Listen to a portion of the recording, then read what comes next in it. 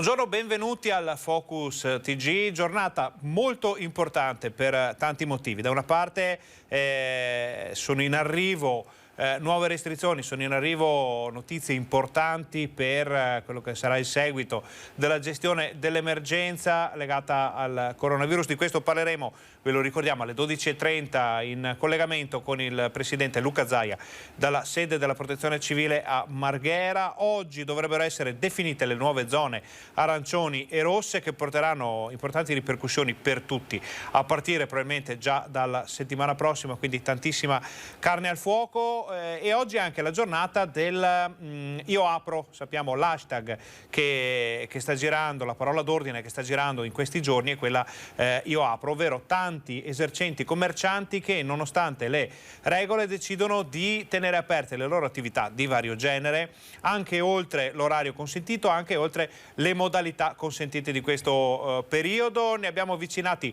alcuni in tutto il Veneto, poi andremo anche a Padova a vedere in diretta cosa sta succedendo in un locale molto conosciuto. Adesso però andiamo a Bassano, vediamo il nostro Mirko Cavallin che con Andrea Benetti è sulla terrazza di Palazzo Sturm, vediamo il Ponte Vecchio dietro di lui. Sappiamo che anche Mirko Cavallin ha trovato un barista che ha deciso a Bassano di aderire a questa iniziativa. Buongiorno Mirko. Buongiorno Ferdinando, sì, ti confermo. Allora partiamo dai bar, quartiere San Vito a Bassano, un bar aperto dal 1985 in quella zona di Bassano, che ha deciso appunto di aderire a questa protesta nazionale. C'era diversa clientela anche pochi minuti fa quando noi ci siamo avvicinati per sentire le motivazioni della signora che gestisce il bar e dice: io ho 200 anche 300 euro di spesa quotidiana, che tenga aperto o che tenga chiuso. Oggi mi scade la rata dell'affitto, quindi con qualcosa devo pagare. Sappiamo che sono arrivate anche le forze dell'ordine, polizia municipale e polizia di Stato per controllare. Non ci risulta siano state levate multe, ma di certo la loro presenza è stata un deterrente. Comunque c'era anche molta clientela, gli stessi clienti erano molto contenti, qualcuno è arrivato addirittura ad Asiago per entrare in questo locale di Bassano, ma i dettagli ve li daremo questa sera. Alle mie spalle vedete il ponte, lo rivediamo per la prima volta ormai completamente libero dalle transenne. Adesso provo anche a girare la telecamera in modo da non avere la mia presenza. Ecco, si stanno togliendo proprio le ultimissime transenne, sono solo nella parte centrale del ponte, ma per il resto ne vediamo appunto la sua interezza. Qualcuno commentava qui vicino a noi: beh, è dritto, è orizzontale, insomma le ondulazioni che lo avevano caratterizzato negli ultimi anni prima del restauro sono importanti. Il ponte è chiuso al traffico pedonale, ecco, lo confermiamo, fino alle 17 di oggi, il tempo di completare lo smontaggio dell'impalcatura, poi apertura regolare domani sabato, domani che è sabato, poi domenica, lunedì e martedì.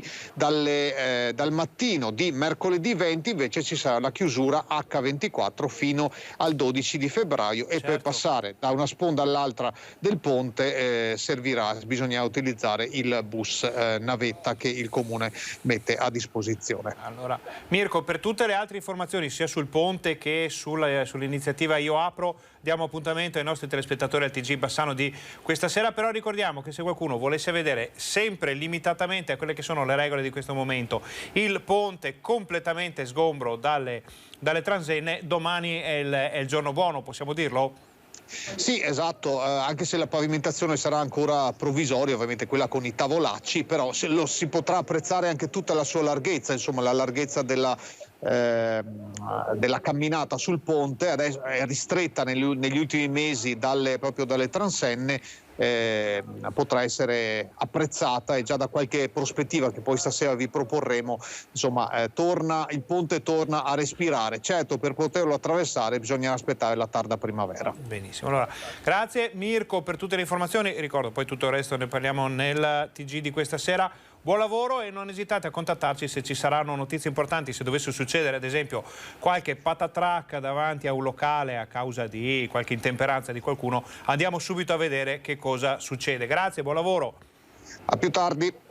Torniamo in studio, quindi avete sentito anche a Bassano c'è chi aderisce all'iniziativa Io Apro, quindi locali che hanno deciso di mantenere aperto oggi, naturalmente da una certa ora in poi, nonostante le chiusure, nonostante le restrizioni in atto. Sappiamo che le forze dell'ordine stanno già verificando, stanno già intervenendo. Fra poco dovremo riuscire a collegarci anche con Padova, dove il nostro Guido Barbato sta andando a verificare un paio di situazioni simili. Sappiamo che a Padova, città senz'altro più grossa, più importante sotto molti punti di vista di Bassano, ci sono tanti baristi, tanti locali, tanti esercenti che hanno deciso di aderire, alcuni anche di alto profilo, quindi molto famosi, molto conosciuti anche al di fuori di Padova. Dovremmo riuscire a farvi vedere qualcosa fra pochi istanti, quando entreremo in collegamento con il nostro Guido Barbato. Adesso vi ricordiamo che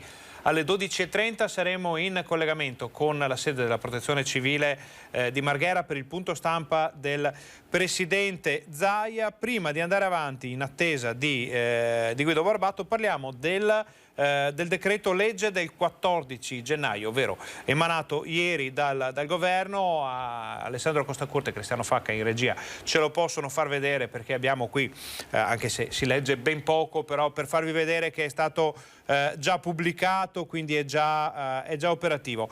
Cosa dice questo decreto legge? In sostanza proroga fino al 30 aprile lo stato di emergenza e va a normare quelli che sono gli spostamenti fra regioni, quindi vale almeno fino al 15 febbraio il divieto già in vigore di spostamenti fra regioni o province autonome diverse, con eccezione di quelli motivati da, come sempre, comprovate esigenze lavorative, situazioni di necessità o motivi di salute. Sempre garantito il rientro nella propria residenza, domicilio o abitazioni. Per quanto riguarda gli spostamenti verso le altre abitazioni, che è un po' più complessa la cosa, perché dal 16 gennaio fino al 5 marzo è consentito una volta sola al giorno di spostarsi verso un'altra abitazione privata abitata fra le 5 e le 22 a un massimo di 2 persone, quindi le regole che conosciamo già. Però questo spostamento può avvenire all'interno della stessa regione in area gialla e solo all'interno dello stesso comune in area arancione e in area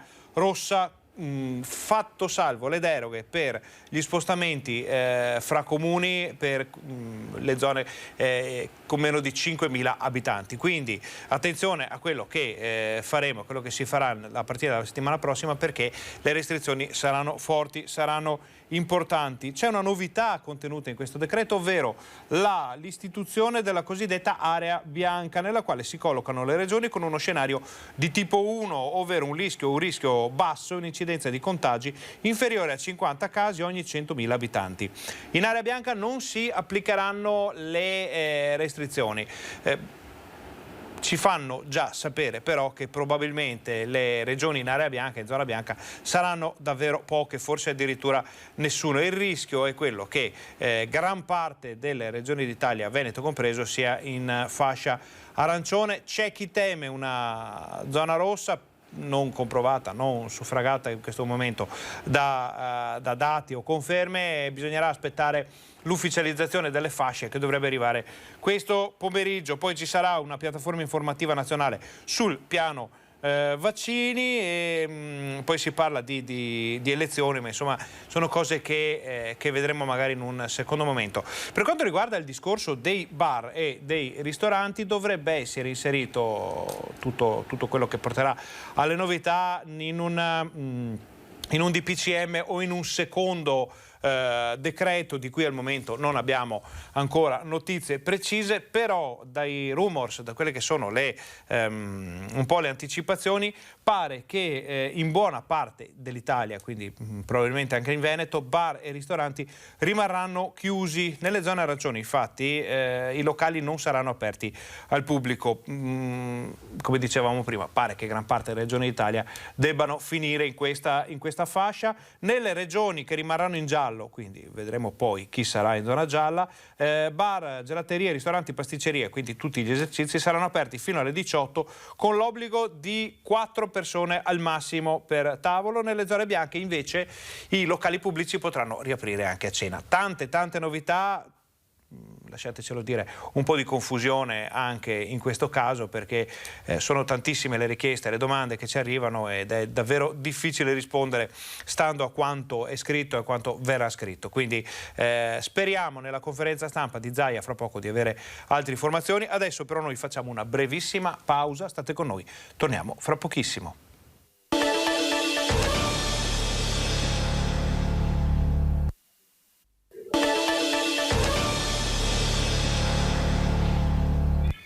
Buongiorno, bentornati al Focus TG, siamo in onda anche oggi in diretta per informarvi di quello che sta succedendo in Veneto. E in Veneto succede che molti esercenti, molti bar, molti locali, molte pasticcerie hanno aderito all'iniziativa Io Apro, ovvero a un movimento di protesta che vede l'apertura anche fuori dagli orari stabiliti dalla normativa di locali appunto come ristoranti, bar, pasticcerie, con la rottura del patto che era stato fatto con le istituzioni, quindi con la volontà di forzare la mano. Sappiamo che ci sono le possibilità, sono state proposte le possibilità da alcuni legali di coprire eventuali aiuti in tribunale o spese che dovessero arrivare, perché le multe insomma sembrano essere garantite, come ha già fatto sapere lo Stato attraverso le prefetture. Adesso noi però andiamo a Padova, perché il nostro Guido Barbato è in uno di questi locali, o almeno ci confermi, Guido, che sei in uno dei locali che aderiscono all'iniziativa? Sì, è così Ferdinando, buongiorno, mi trovo alla pasticceria Le Sablon di via Guido Reni, siamo all'ultima Arcella per capirci, poco prima di passare verso il quartiere di Ponte di Godard e allontanarsi dalla città. Luca Scandaletti è il titolare, il proprietario di questa pasticceria da oltre 20 anni, è un maestro della pasticceria, ma si è anche fatto carico di questa protesta molto determinata nel dire terrò aperto e servirò all'ora di pranzo. Allora, al momento, ore 12:14, provo a vedere se riesco a mostrarvi il resto della bella sala che lui ha preparato in soppalco, in una zona superiore della sua attività. Come vedete sono stati preparati direi una dozzina di tavoli di varie misure, da 6 a 2 coperti, ma forse per l'orario al momento non c'è ancora nessuno. Le persone stanno comunque frequentando la pasticceria e prelevando per asporto, come vedete da questa immagine, stanno prelevando per asporto. Posso dirvi che poco fa ha ricevuto una discreta, nel senso di silenziosa, visita da parte di operatori della Polizia di Stato della divisione Digos. Al momento, come vedete, non si può salire a questo piano superiore che è stato allestito, è stata tirata questa canapa, insomma, che diciamo formalmente blocca il passaggio al piano superiore. Siamo in attesa di sapere, anche ovvio che in questo momento Scandaletti è molto corteggiato, insomma, da noi giornalisti che vogliono sapere più o meno, insomma, come andrà a finire e fin dove pensa di andare a finire. Altra visita che ho fatto pochi minuti fa, prima di correre qui all'Arcella, in via Guido Reni, in centro storico, in via San Pietro, tanto per capirci siamo tra il Teatro Verdi e Corso Milano, proprio pieno centro storico di Padova.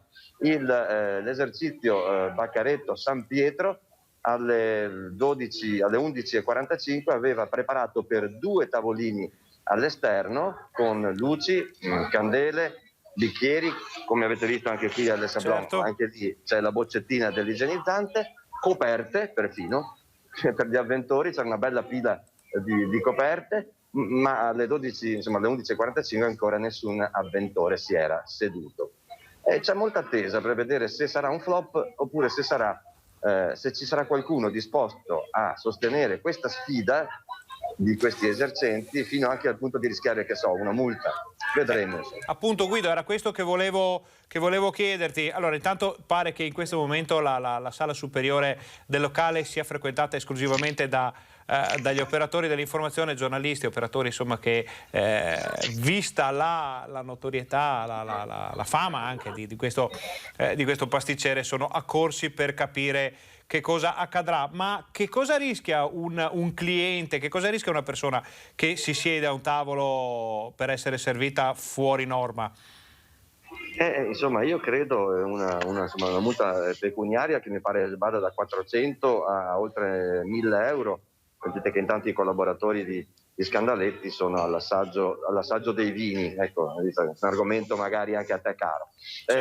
Quindi siamo in attesa di avere gli sviluppi, le persone appunto disposte a evitare, cioè a non preferire l'asporto in questo periodo così transitorio, a dire vado a prendere qualcosa, me lo porto in ufficio, piuttosto invece così di buona volontà da portarsi all'interno del locale per consumare e casomai rimetterci di tasca loro, ma francamente di questi tempi non lo so davvero se possa essere una cosa che possa essere condivisa. Ti riporto, Guido, quello che ci ha detto pochi minuti fa il nostro Mirko Cavallin da Bassano, che ci raccontava che anche un bar bassanese ha deciso di tenere aperto e che ha avuto un grande supporto da parte dei clienti. Addirittura c'è chi è sceso dall'altopiano di Asiago, cosa che insomma ricordiamo che per futili, passateci il verbo, sì, la parola motivi non pare sia consentita in queste ore, pur di andare a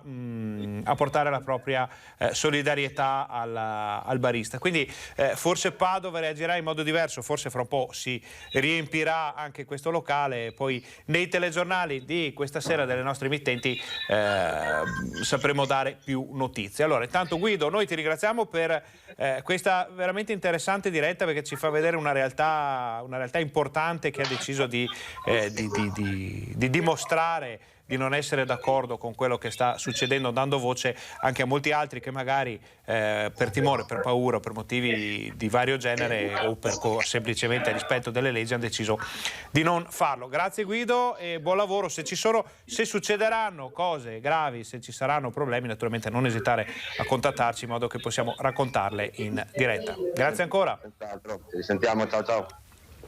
Torniamo in studio e allora fra poco c'è la conferenza stampa di Zaia. Abbiamo già visto due situazioni legate alla Io Apro, ovvero la parola d'ordine di oggi di moltissimi esercenti e ristoratori in Veneto. Pare, secondo le prime stime, che comunque in Veneto siano molti meno rispetto alla media nazionale i locali che hanno deciso di aderire, per motivi che magari ci racconteranno gli stessi esercenti nei telegiornali di questa serie, quali vi diamo appuntamento per capire che cosa è successo durante la giornata. Fra 10 minuti arriva Luca Zaia, adesso noi però facciamo una brevissima pausa, state con noi, torniamo fra pochissimo.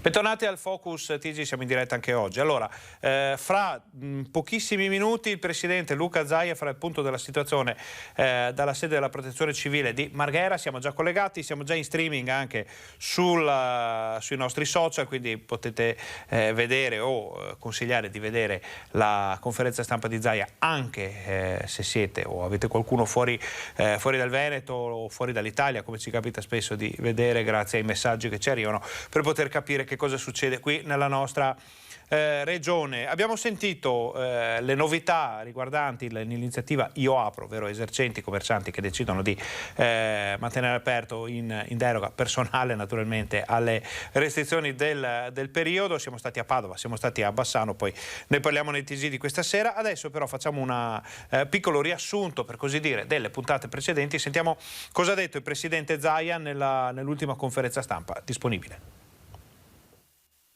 Confini regionali chiusi fino al 15 febbraio, non più dunque al 5 marzo. Questa mattina nuovo confronto tra governo e regioni sul nuovo DPCM che disegnerà il paese di domani sostanzialmente fino alla primavera.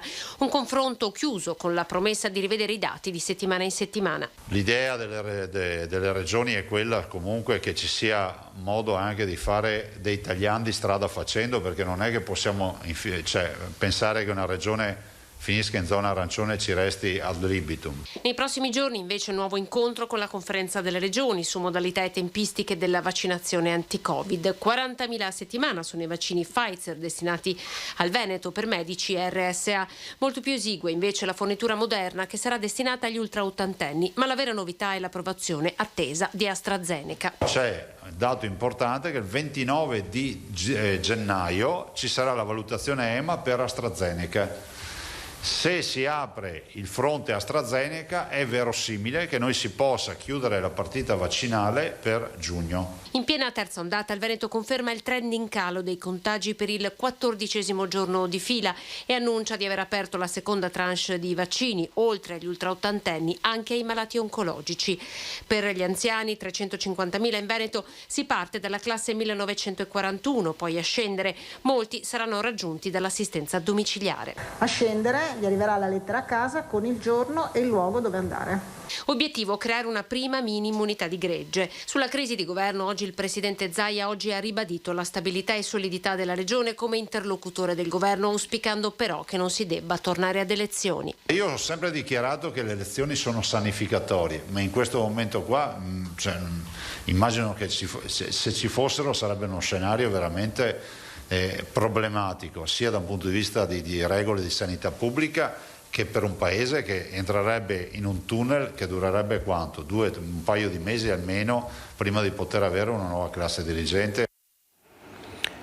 Quello della crisi di governo è un altro tema molto importante. Questa notizia nazionale, sappiamo che il Premier è alla ricerca dei voti, soprattutto in Senato, dove mancano 10-11 voti per poter avere la maggioranza e non dover quindi dichiarare effettivamente la crisi, la chiusura dell'esperienza di governo. Ne sapremo qualcosa di più nei prossimi giorni. Di certo ora sono in corso le trattative, quindi anche questa incertezza nazionale, insomma, non fa bene a un paese che ha bisogno di informazioni chiare, precise e un po' di sicurezza dopo quasi un anno di tribolazioni. Adesso andiamo avanti invece con le notizie dal Veneto, in attesa di Luca Zaia che dovrebbe arrivare fra un paio di minuti. Diamo un'occhiata a quelli che sono gli aggiornamenti sulle vaccinazioni. Abbiamo sentito Zaia nell'ultima conferenza stampa, ha parlato dei vaccini e delle vaccinazioni. Questi sono i dati a ieri sera, quindi gli ultimi disponibili, giusto per far vedere quante ne sono state somministrate. Vediamo che in questo momento fra la Serenissima e il Veneto Orientale, quindi la provincia di Venezia è quella che ha somministrato più vaccini. Siamo oltre i 16.000, quasi a quota 17.000. A Padova ne sono stati somministrati 14.000. Nel Trevigiano quasi 12.000, poi 10.000 l'ULS 8 Berica, però se andiamo a sommare con l'ULS 7 Pedemontana, la provincia di Vicenza è quella che ha fatto più vaccini, perché andiamo ben oltre i 18.000 vaccini somministrati nelle due aziende sanitarie di riferimento. La Scaligera ne ha fatti 10.000, poi all'ospedale l'azienda ospedaliera 2.900 di Padova, l'azienda ospedaliera 4.100, l'ospedale di Padova 2.009, quindi anche a Padova, nella provincia, tantissimi vaccini somministrati, 483 l'Istituto Oncologico Veneto, poi più staccate comprensibilmente la Polesana e le Dolomiti con rispettivamente 6.003 e 5.004. In totale in Veneto sono già stati somministrati dal 27 dicembre quasi 100.000 vaccini, sono 91.132, 4.857 solo ieri. La prima e la seconda fornitura sono già state somministrate al 100%, ovvero i primi due invii di vaccini da parte dello Stato sono già stati completati in Veneto. La terza fornitura, arrivata al 12, è al 33,9%, quindi si marcia parecchio. Le dosi somministrate in Italia sono 896.498, siamo effettivamente un po' indietro. Di queste 91.000 in Veneto, quindi una quota veramente alta è stata somministrata al Veneto. Ricordiamo che questi dati sono relativi a ieri sera. Usciamo da questa tabella per entrare in un'altra tabella, sempre in attesa del governatore che dovrebbe arrivare fra pochi istanti. Come sempre diamo lettura dell'ultimo dato disponibile sull'emergenza coronavirus. Vedete che purtroppo non è quello di ieri alle 17, perché non è pervenuto, non è arrivato dall'azienda Zero, e quindi gli ultimi che abbiamo a disposizione sono quelli di ieri mattina alle 8. Zaia li fornirà fra poco, e questo però ci farà capire la differenza sulle 24 ore esatte. Allora, a ieri mattina c'erano 79.800 825 casi positivi, e è un numero in calo rispetto al giorno precedente, quindi la curva continua nella sua flessione lieve, morbida, non decisa, però sicuramente è un dato positivo. Erano 1255 rispetto alla rilevazione precedente i dati positivi di ieri mattina, che portavano il numero complessivo a 293.795. C'è purtroppo da star sicuri che, viste le medie, entro qualche giorno si arriverà a quota 300.000. I deceduti, la tabella delle persone che hanno perso la vita, non sono numeri, sono sempre situazioni drammatiche, è ferma a 7.785, era ferma ieri mattina. Vedremo nelle 24 ore quanti sono stati i decessi con coronavirus raccolti dall'azienda Zero della Regione del Veneto. I guariti sono 206.185, anche questo è un numero in fortissima crescita. Se andiamo nella seconda parte della tabella, che è altrettanto importante perché ci fa capire la sanità, come sta reggendo la sanità a questa ondata. Non sappiamo a questo punto se siamo nella seconda o siamo già nella terza ondata, ma insomma la sanità risponde abbastanza bene, perché sono 2.869, quindi meno dei giorni scorsi, le persone ricoverate in area non critica. Di queste 2.447 sono ancora positive, 422 non sono più positive, e questi sono numeri che si distanziano ogni giorno di più, ed è importante perché vuol dire che scendono i positivi in area non critica. Per quanto riguarda le terapie intensive è un altro paio di maniche, perché sono 351, sono una cinquantina in meno rispetto alla settimana scorsa, però è un numero comunque ancora abbastanza alto. 328 di questi sono positivi, 23 si sono negativizzati. Vedete la differenza fra questi numeri e quelli delle aree non critica. Qui l'impatto è ancora forte, e le differenze molto importanti rispetto al giorno precedente: 64 ricoverati in meno, ed è un buon dato, e 8 ricoverati in meno nelle terapie intensive. Anche questo è interessante, perché cominciano a svuotarsi, pur se lentamente, anche le rianimazioni del Veneto. I decessi invece non calano, sì, c'è una flessione anche nei decessi, però sappiamo che il numero dei morti è il cosiddetto abbrivio, passateci il termine, di tutta una situazione precedente, quindi con i positivi, con gli ingressi in ospedale, con le terapie intensive. Ci vorrà ancora qualche giorno per vedere calare in modo sensibile anche questo numero. Questa era la tabella, l'ultima di cui abbiamo notizia, l'ultima che possiamo farvi vedere era di ieri mattina alle 8. Stiamo aspettando quella di oggi, 24 ore, quella di ieri sera non è arrivata, non si è riusciti a farvela vedere neanche nel telegiornale, perché non è stata inviata dall'azienda Zero della Regione del Veneto. Fra poco Zaia fornirà i nuovi dati. Cerchiamo di capire dai nostri colleghi se arriva Zaia. Non vediamo ancora che sia in arrivo il Presidente, quindi continuiamo a vedere quali sono le notizie del momento. Allora, abbiamo detto che c'è questo nuovo decreto legge emanato ieri, che però va a normare soprattutto gli spostamenti fra regioni, comuni, le zone arancioni, la zona rossa, e le zone verranno definite quasi certamente, a questo punto siamo sicuri di poter dire, oggi pomeriggio dal Ministro. Vedremo in che zona sarà inserito il Veneto, anche perché ricordiamo che le zone di oggi, le zone che partiranno poi da domenica, verranno valutate con una nuova lettura dei parametri, dei criteri. Ricordiamo l'abbassamento della lettura dell'RConT, tutte altre scelte che vanno un po' probabilmente a inasprire le situazioni di tutte le regioni, quindi proprio per questo motivo è sicuro che quasi tutta Italia sarà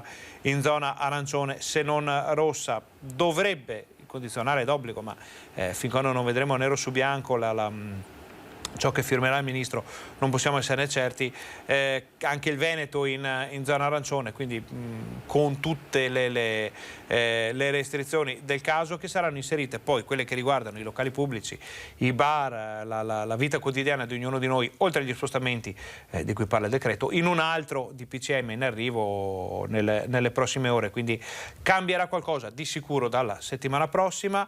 Sappiamo però che il Paese è già insomma, molte categorie sono allo stremo, una fra tutte è quella dei locali pubblici, abbiamo visto con i nostri colleghi, con i nostri giornalisti da Padova e da Bassano, ma sono tantissime le aree in cui si sta portando avanti la protesta. Io apro, ovvero la decisione di tenere aperti i locali nonostante le restrizioni, nonostante le ordinanze, nonostante tutto quello che è previsto, e con il rischio forte di multe molto salate.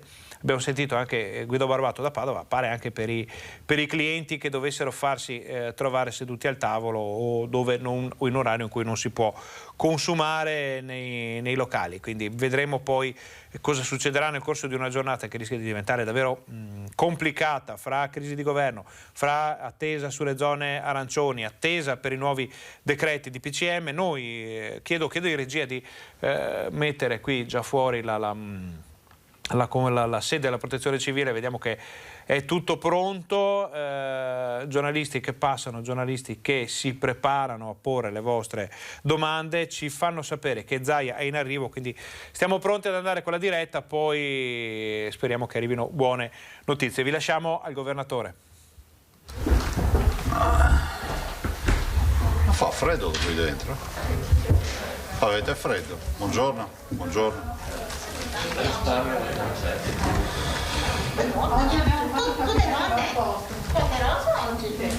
Sì, tutte tranne Filippo.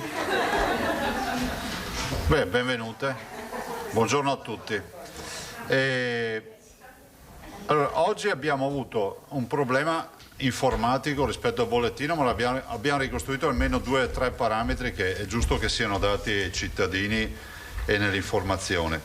E in giornata spero che vi mandino, come avete visto già ieri sera hanno avuto problemi, è solo un tema informatico, cioè di piattaforma. I dati ci sono comunque. Allora, però i 3 dati che ci servono ce li abbiamo e sono rappresentati intanto dai ricoveri, che sono 3.158 totali. Dovete scusare, abbiamo 3 dati in tutto, che abbiamo ricostruito con non poche difficoltà. E così distribuiti, così avete anche il parametro, 2.809 in area non critica, meno 60 anche oggi, 349 meno 2 in terapia intensiva. Vi ricordo che noi la punta massima delle terapie intensive l'abbiamo avuta dovete fare la foto? La punta massima delle terapie intensive l'abbiamo avuta il 31 dicembre, perché ormai tutte le date importanti si caratterizzano per il Covid, con 401 persone in terapia intensiva. E la direzione del calo, diciamo, è confermata da 15 giorni. Vediamo lo scenario, che non è uno scenario tranquillizzante, questo ci terrei che fosse diffuso anche come informazione. Faccio sempre il solito logoro esempio della dieta, ma che rende l'idea, no? Cioè uno si mette a dieta, tira, mangia poco e vede che il lago della bilancia comincia a calare. Ma se vede che il lago cala, se vuol calare deve continuare a restare a dieta. Se invece molla tutti i suoi freni, abbassa la guardia, la bilancia torna a salire. Noi siamo in questa situazione, siamo circondati da regioni che stanno crescendo. E questo è il dato epidemiologico oggi in questo momento. È evidente che noi abbiamo pagato un duro scotto in un periodo quando gli altri non avevano l'onda d'urto che abbiamo subito noi, ma è altrettanto vero che, se ci pensate, ci sono regioni che hanno fatto molte più restrizioni di noi. Quando noi avevamo la zona gialla erano regioni che si sono fatte 3 settimane di zona rossa, penso a Lombardia, e 3 settimane di zona arancione, piuttosto che il collega dell'Emilia Romagna 3 settimane di zona arancione quando noi eravamo in giallo, o il Friuli Venezia Giulia idem 3 settimane di zona arancione quando noi eravamo in giallo. però oggi vediamo che nonostante queste restrizioni che fecero c'è una ripresa dei contagi e delle ospedalizzazioni. Fra l'altro mi diceva, immagino che visti i parametri c'è il rischio anche che qualcuno entri in zona rossa. Allora, perché dico questo? Intanto perché il lavoro è un gioco di squadra, non è che il Veneto fa i salti di gioia perché magari qualcun altro è più in difficoltà. I salti di gioia li faremo quando nessuno avrà difficoltà. Vedete ad esempio che abbiamo il Sud che nella prima fase, abbiamo un sacco di esperti che sanno tutto, però nessuno sa spiegarci come mai nella prima fase di fatto il Sud non ha avuto la pressione del Covid, e oggi vedete che abbiamo la Sicilia che chiede addirittura di essere messa in zona rossa, che carica pazienti in terapia intensiva e ha ospedalizzazioni importanti, e così la Calabria. La Calabria 20 giorni fa in una riunione parlava di situazione tranquilla, adesso torna a crescere. Perché dico queste robe? Perché, come si dice, col Covid ogni giorno la sua pena. Invito tutti i veneti a non abbassare la guardia in virtù di questi 15 giorni di calo. Io spero che il peggio sia passato, però nessuno ce lo può garantire. Anche perché la storia epidemiologica europea ci dimostra il contrario, ci dimostra di comunità che pensavano di aver debellato il Covid, penso alla Germania, una per tutte, 1300 morti anche ieri o 1400 morti, con 28.000 contagiati, o la Gran Bretagna con 58.000 contagi e 1.500 morti, che pensavano di esserne uscite, invece nonostante le restrizioni dure, anche questo è un fatto inspiegabile, no? Per tornare sempre ai ragionamenti sulle restrizioni, la Germania è in lockdown, non in area rossa, in lockdown dal 16 di dicembre, ormai è un mese, e non vede risultati. Idem la Gran Bretagna, che addirittura parla di arrivare fino a marzo, e quindi ci sono degli aspetti inspiegabili. Io non so se dipenda dalla mutazione presente in quella realtà. Ad esempio sono convinto che la mutazione abbia pesato tanto nella prima fase. Di certo la Lombardia ha avuto un virus che ha pestato molto di più rispetto alle nostre zone, quindi vuol dire che qualcosa di diverso c'era. Continuo a dirvi che nei giorni nei quali il virus entrava a Codogno, entrava a Venezia. Venezia, città dell'assembramento, dell'età media alta, eravamo in pieno carnevale, vi ricordate? Venezia non ha lasciato il segno che ha lasciato a Codogno e in quelle località dove c'è stata veramente una strage. Quindi, partendo dal presupposto che molte cose non sono ancora note, nonostante qualcuno capisca tutto di virus, io dico che è fondamentale essere prudenti, molto prudenti. Quindi restiamo dell'ottica che una rondine non fa primavera. Ricordiamoci che la strada è lunga perché? Perché dovremo arrivare quantomeno a una deadline, che è quella sicuramente delle vaccinazioni, che ci aiuteranno. Guardate, qualche cittadino ci dice ma le vaccinazioni, ma serve, non serve? Guardate, cari signori, se noi avessimo avuto a febbraio possibilità di vaccinare i nostri 30.000 ospiti delle case di riposo e tutti gli over 70, oggi non saremmo qui con questo bilancio di mortalità. E dall'altro noi dobbiamo arrivare alla primavera, cioè dobbiamo arrivare a maggio per poter chiudere questa partita, anche perché questo è un virus respiratorio che comunque abbiamo già capito che poi va a scemare con la buona stagione. Detto questo, stiamo andando avanti ovviamente sempre con il nostro sistema di testing, quindi si sta continuando. Ovviamente l'incidenza avete visto che si è abbassata, perché la positività sui totali dei tamponi oggi è dal 4 al 5%, questo è un altro buon segnale positivo. Basta, non aggiungo altro. Ricordo che abbiamo oltre 3.000 persone, oltre ai ricoverati che sono 3.158, ne abbiamo oltre 3.000 persone curate a casa.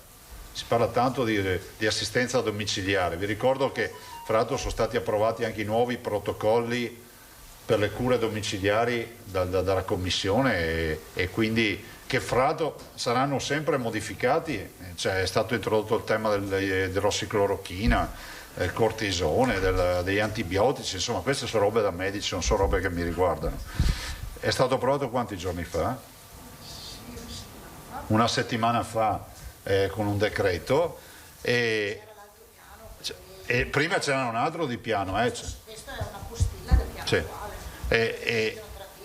Esatto, e dopodiché sarà sempre in progress, perché poi oggi ci sarà, diciamo, è una grande giornata perché verrà il professor Palù. Immagino che oggi ci parlerà non solo di vaccini, ma anche della vera frontiera, lasciatemelo dire, degli anticorpi monoclonali, perché questa è la vera sfida, immaginando che la cura fondamentale per la popolazione diventi poi che se ti prendi sto virus ci sia possibilità di somministrare l'anticorpo monoclonale, che oggi lo si fa per endovena con tutta una serie di difficoltà, e tra un po' immagino già che sarà magari un farmaco più agevolmente somministrabile, magari si può prendere con delle compresse o con altre formulazioni. Io non aggiungo altro, vi dico che sulle terapie intensive oggi abbiamo un centinaio di posti liberi in Veneto. Quindi siamo passati, guardate, abbiamo avuto giornate che contavamo i posti sulle dita di una mano. Diciamo i posti che avevamo attivato, ma quelli attivabili ce li avevamo, sto parlando di posti attivati. E oggi degli attivati, cioè di quelli che sono comunque con un letto, con un respiratore e pronti all'uso, ce ne sono un centinaio. E c'è ancora ovviamente più sofferenza in alcune realtà, penso al Veronese, e anche il Trevigiano, che però sta calando, è evidente che sta calando anche il Trevigiano, lo vedo dai dati, insomma si è passati da 27 persone in terapia intensiva nella piastra centrale a 20 persone in terapia intensiva. Voi capite che vuol dire una riduzione di quasi un terzo dei malati in terapia intensiva. Sull'area non critica è il vero dato, quando si cala come si sta calando in queste ore vuol dire che abbiamo una prospettiva di terapie intensive che sarà in calo fra 10-15 giorni, perché l'area non critica governa le terapie intensive, perché una percentuale statisticamente dei pazienti dell'area non critica finirà in terapia intensiva.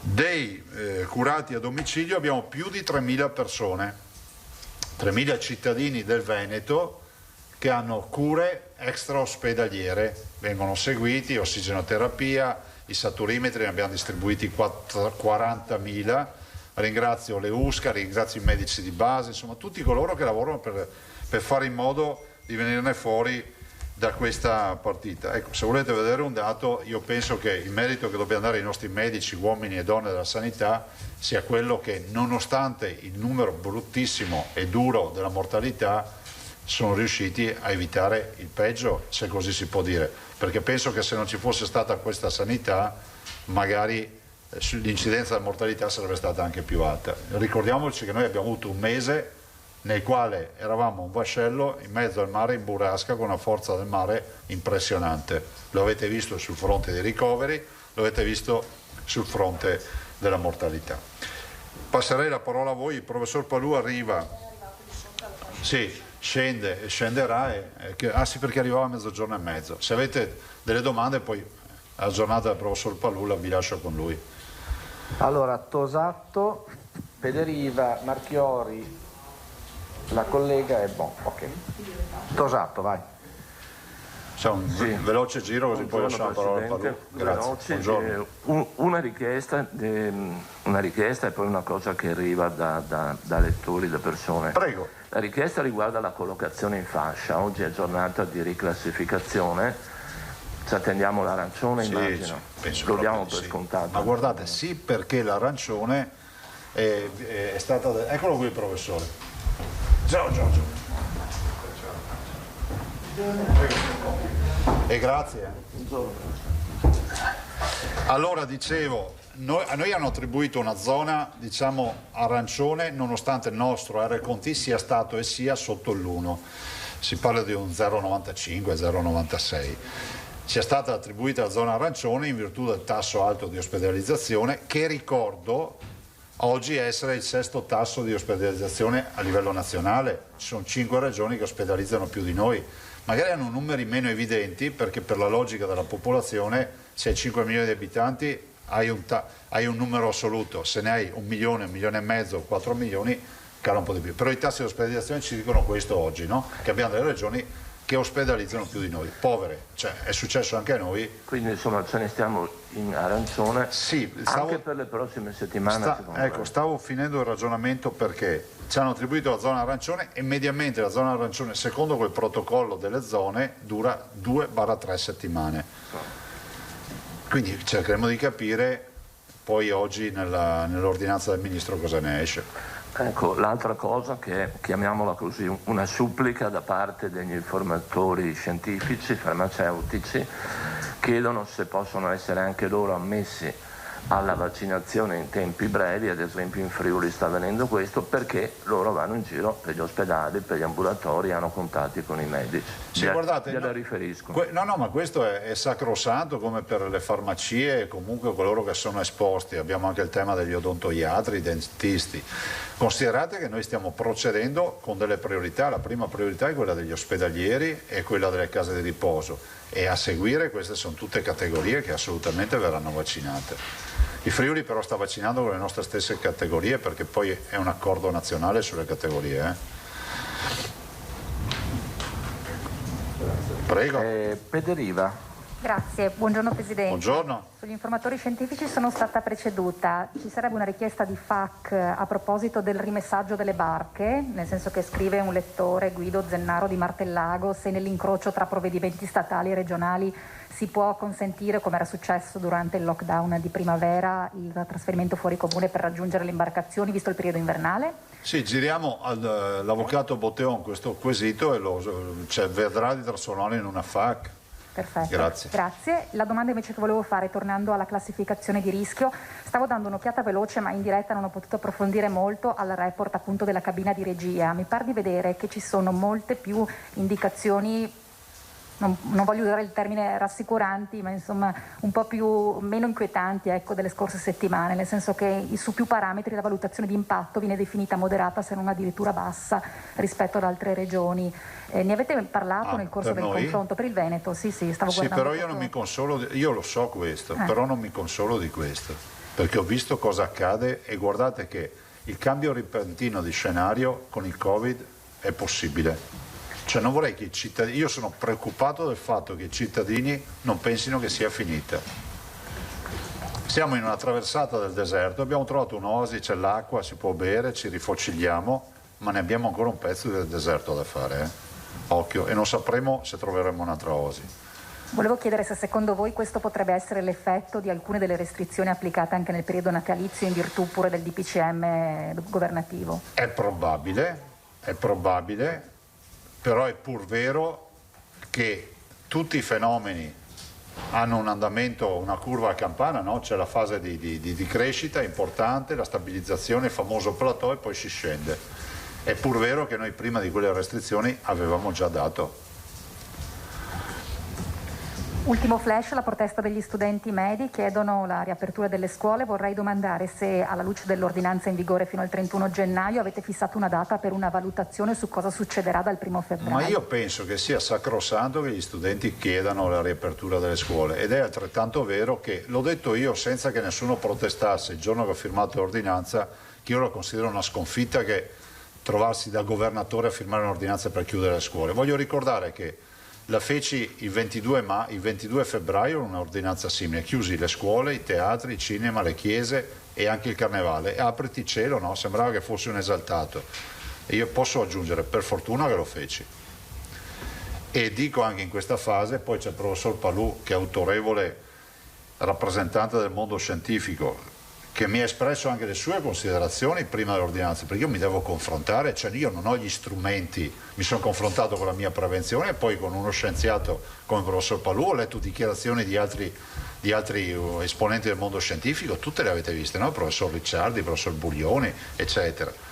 Allora, è sicuramente una sconfitta, però davanti a un tema di sanità pubblica non si può liquidare questa partita pensando che sia una questione da zotici o da rozzi localisti, perché vi ricordo che l'ordinanza io l'ho adottata per primo, per carità vostra colpa, ma vedo che l'Italia mi è venuta dietro.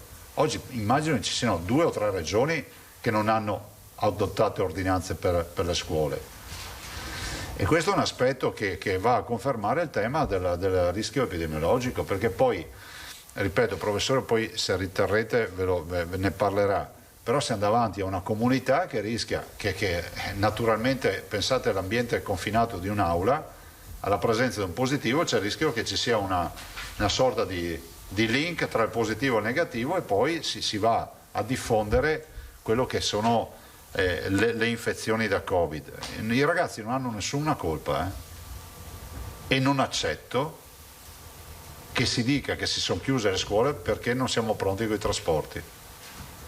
È inaccettabile, perché noi siamo assolutamente pronti. E ricordo anche che la situazione non era tranquilla, al punto tale che il governo stesso ha emanato un provvedimento prevedendo l'apertura delle scuole con il 50% di DAD, di didattica a distanza. Quindi delle due l'una: o c'è problema e allora lo affronti, allora se non c'è mi dovete spiegare perché ci dicono di mandare metà studenti a scuola, perché questo è il provvedimento del governo. Probabilmente qualcuno avrebbe protestato anche per il 50%. Allora il 1° febbraio cosa accadrà? Accadrà quello che è giusto che accada. Se non ci sono rischi si apre, se no si valuterà lo scenario, ma non compete a me, cioè non è una decisione che prendo stando lì seduto sul divano a guardare la TV e dico va, domani sarò alle scuole. Finiamola con queste narrazioni che, posso dire, sono anche poco rispettose degli staff, dei tecnici che lavorano su questo. Io ho visto una narrazione per il Covid che non mi piace, che è sempre quella di far credere ai cittadini che la politica decidere chi fare l'iniezione, che pasticche dare, chi ricoverare, chi non ricoverare. Ma come si fa a far credere ai cittadini queste robe qua? Allora, chi offende queste scelte, sto parlando magari di professionisti che le offendono i propri colleghi. Quando vedo medici che si lamentano non c'è programma, la politica non programma la sanità, no, la politica non programma proprio niente, la politica prende e delibera quello che i tecnici propongono. Non è che noi ci inventiamo le robe, anche perché non abbiamo la preparazione per farlo. Moscati, Marchiori, Pretolani, se non ci sono altri. Scusa, Radio Wellness in fondo, abbi pazienza. Sì, buongiorno Presidente.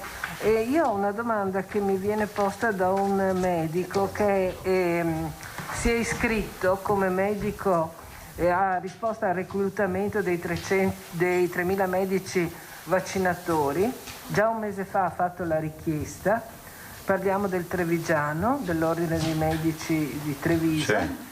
E nonostante la sua offerta, le domande sono due: quando verranno vaccinati e quando saranno chiamati? La risposta di Arcuri a riguardo dice che saranno contattati, eccetera, eccetera. Dovrebbe essere imminente da quello che è dato a sapere, anche dagli incontri che abbiamo avuto col dottor Arcuri, cioè del famoso contingente di medici, vaccinatori e diciamo del personale anche infermieristico. Ci ha annunciato anche dei numeri, adesso c'è quello del 90. No, mi sembrava che avevamo una cinquantina per febbraio, poi andiamo invece con quantitativi maggiori aprile, maggio e giugno, insomma maggio e giugno andiamo sicuramente con quantitativi, a febbraio e marzo siamo a 50 e 50 più o meno, insomma questi erano i numeri, a meno che c'erano su una tabella. Però poi quindi tutti da vedere. dipende tutto dallo Stato centrale, non è una selezione nostra. Infatti chiedeva proprio perché hanno già fatto la richiesta all'Ordine dei Medici di Treviso, ma sono stati molto evasivi, mentre a Roma, diceva, sono già stati vaccinati per poter poi fare i medici vaccinatori. Non so. Io vedo che tutti vaccinano tutto, la verità è che i conti e l'anagrafe vaccinale noi ce l'abbiamo, qualcun altro no. Vabbè, grazie. Prego. Marchiori, dite sempre la testata perché io mi dimentico. Sì, buongiorno Presidente. Rete Veneto, Antenna 3. Allora, una domanda che mi arriva da una telespettatrice, ha chiamato in lacrime, si è fatta portavoce però di altre famiglie. Il tema è quello degli ospiti delle case di riposo. Allora, questa signora ha detto che questi mesi sono stati difficili, ma che in particolare in questo momento gli anziani in questa casa di riposo, ma comunque la situazione è diffusa, più ampia, sono soli, non vedono nessuno, sono stati rinchiusi ancora a questo punto più dei mesi precedenti, piangono, alcuni di loro sostengono di volersene andare nonostante abbiano anche superato il Covid, ok? Quindi hanno superato il Covid e ce l'hanno fatta, non vedono nessuno, si ritrovano a fare videochiamate una volta alla settimana, quindi non vedono nessuno, credono di essere abbandonati. La domanda è questa: quando saranno vaccinati, e li stanno vaccinando perché mi ha detto che stanno partendo le vaccinazioni, cambierà qualcosa o il destino di queste persone rimarrà pressoché lo stesso, perché c'è una disperazione proprio di base e sono tanto anziani e si sentono soli. Interviene l'assessore. Sì, Prego. grazie. Ma allora, guardate, c'è una varietà, perché io so che ci sono case di riposo che fanno entrare qualche familiare con il tampone rapido antigenico. Sapete che noi avevamo messo nel piano di sanità, alcuni fanno le videochiamate, alcuni fanno la stanza degli abbracci, insomma con il vetro, gli incontri, quindi c'è un po' di tutto, chiaramente in base anche a quanto il virus è entrato in queste strutture. La situazione nelle case di riposo sta migliorando come l'andamento generale, quindi siamo fiduciosi che comunque insomma anche le strutture, ce ne sono già molte, alcune insomma che sono covid free, che quindi è già passato. Adesso capiremo e vedremo, e credo che anche il professor Palù saprà esserci utile dicendo se le persone vaccinate poi, se tutta quella popolazione vaccinata poi potrà anche iniziare un percorso diverso e quindi anche riaprire con più tranquillità quella che era insomma gli incontri, le visite che c'erano un tempo. Questo lo capiremo. Va bene, grazie. Prego, se non avete altro. Prego. Pretolani, Radio Wellness e Nicolussi. Ah, scusate. Buongiorno, Pretolani, Buongiorno. Telenuovo. Una domanda sui numeri, torniamo. Abbiamo visto finalmente numeri in calo, quelli dell'ospedalizzazione, non bisogna far festa, non bisogna sottovalutare, minimizzare, questo ovviamente è chiaro. Ci sono però altri numeri che un po' inspiegabilmente, vista anche l'altissima qualità innegabile delle cure in Veneto, restano alti, quelli dei decessi. Com'è spiegabile questo numero di decessi così importante nella nostra regione, secondo lei? Poi magari gireremo la domanda anche dopo al professor Palù. Guardate, io penso che dobbiamo avere intanto i piedi per terra, e quando parliamo di Covid dobbiamo pensare che stiamo parlando di un fenomeno della natura, perché anche sta ottica sempre di pensare all'invincibilità è un'ottica che io non condivido. Quindi l'uomo può porre dei limiti alla natura, la può contingentare, la può rallentare questo processo, ma comunque ti passa addosso. Rispetto alla mortalità, voglio ricordarvi che è una mortalità che condividiamo con molte altre regioni come tasso. Penso alla Lombardia, che ha fatto 25.000 morti a 10 milioni di abitanti. Noi abbiamo 7.800 morti con 5 milioni di abitanti. Penso alla Liguria, che ha 1.200.000 abitanti, se non ricordo male, a 2.000, forse più vicina ai 3.000 morti che ai 2.500. Penso a Piemonte, che è passato gli 8.000 e ha 4.300.000 abitanti. Penso all'Emilia Romagna, 8.800 morti e ha 4.300.000 abitanti. La Val d'Aosta, il Trentino, cioè ci sono moltissime regioni che hanno avuto alta mortalità, anche più di noi. E questo, guardate, io girerei la parola al professor Palù, ricordiamoci questa domanda.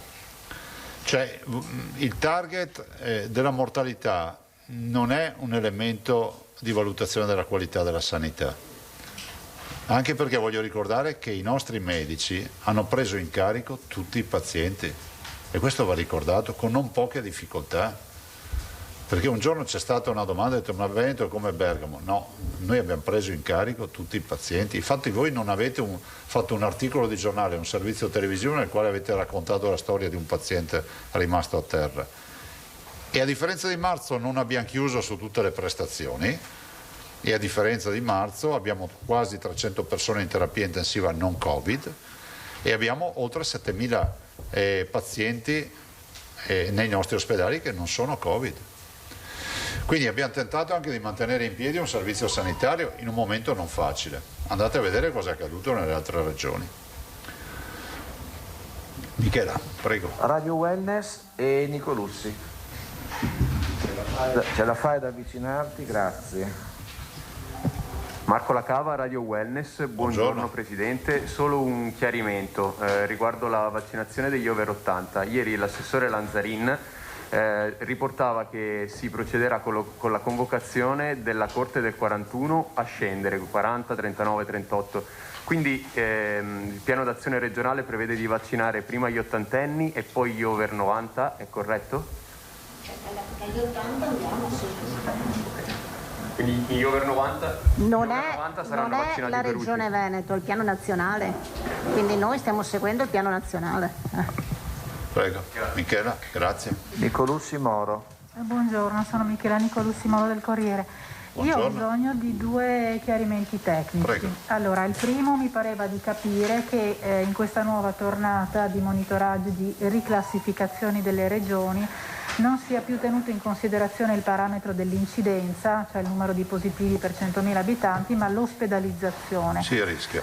Allora, mi è parso di captare da parte soprattutto dei medici una preoccupazione, nel senso che si teme di intaccare la solidarietà tra regioni.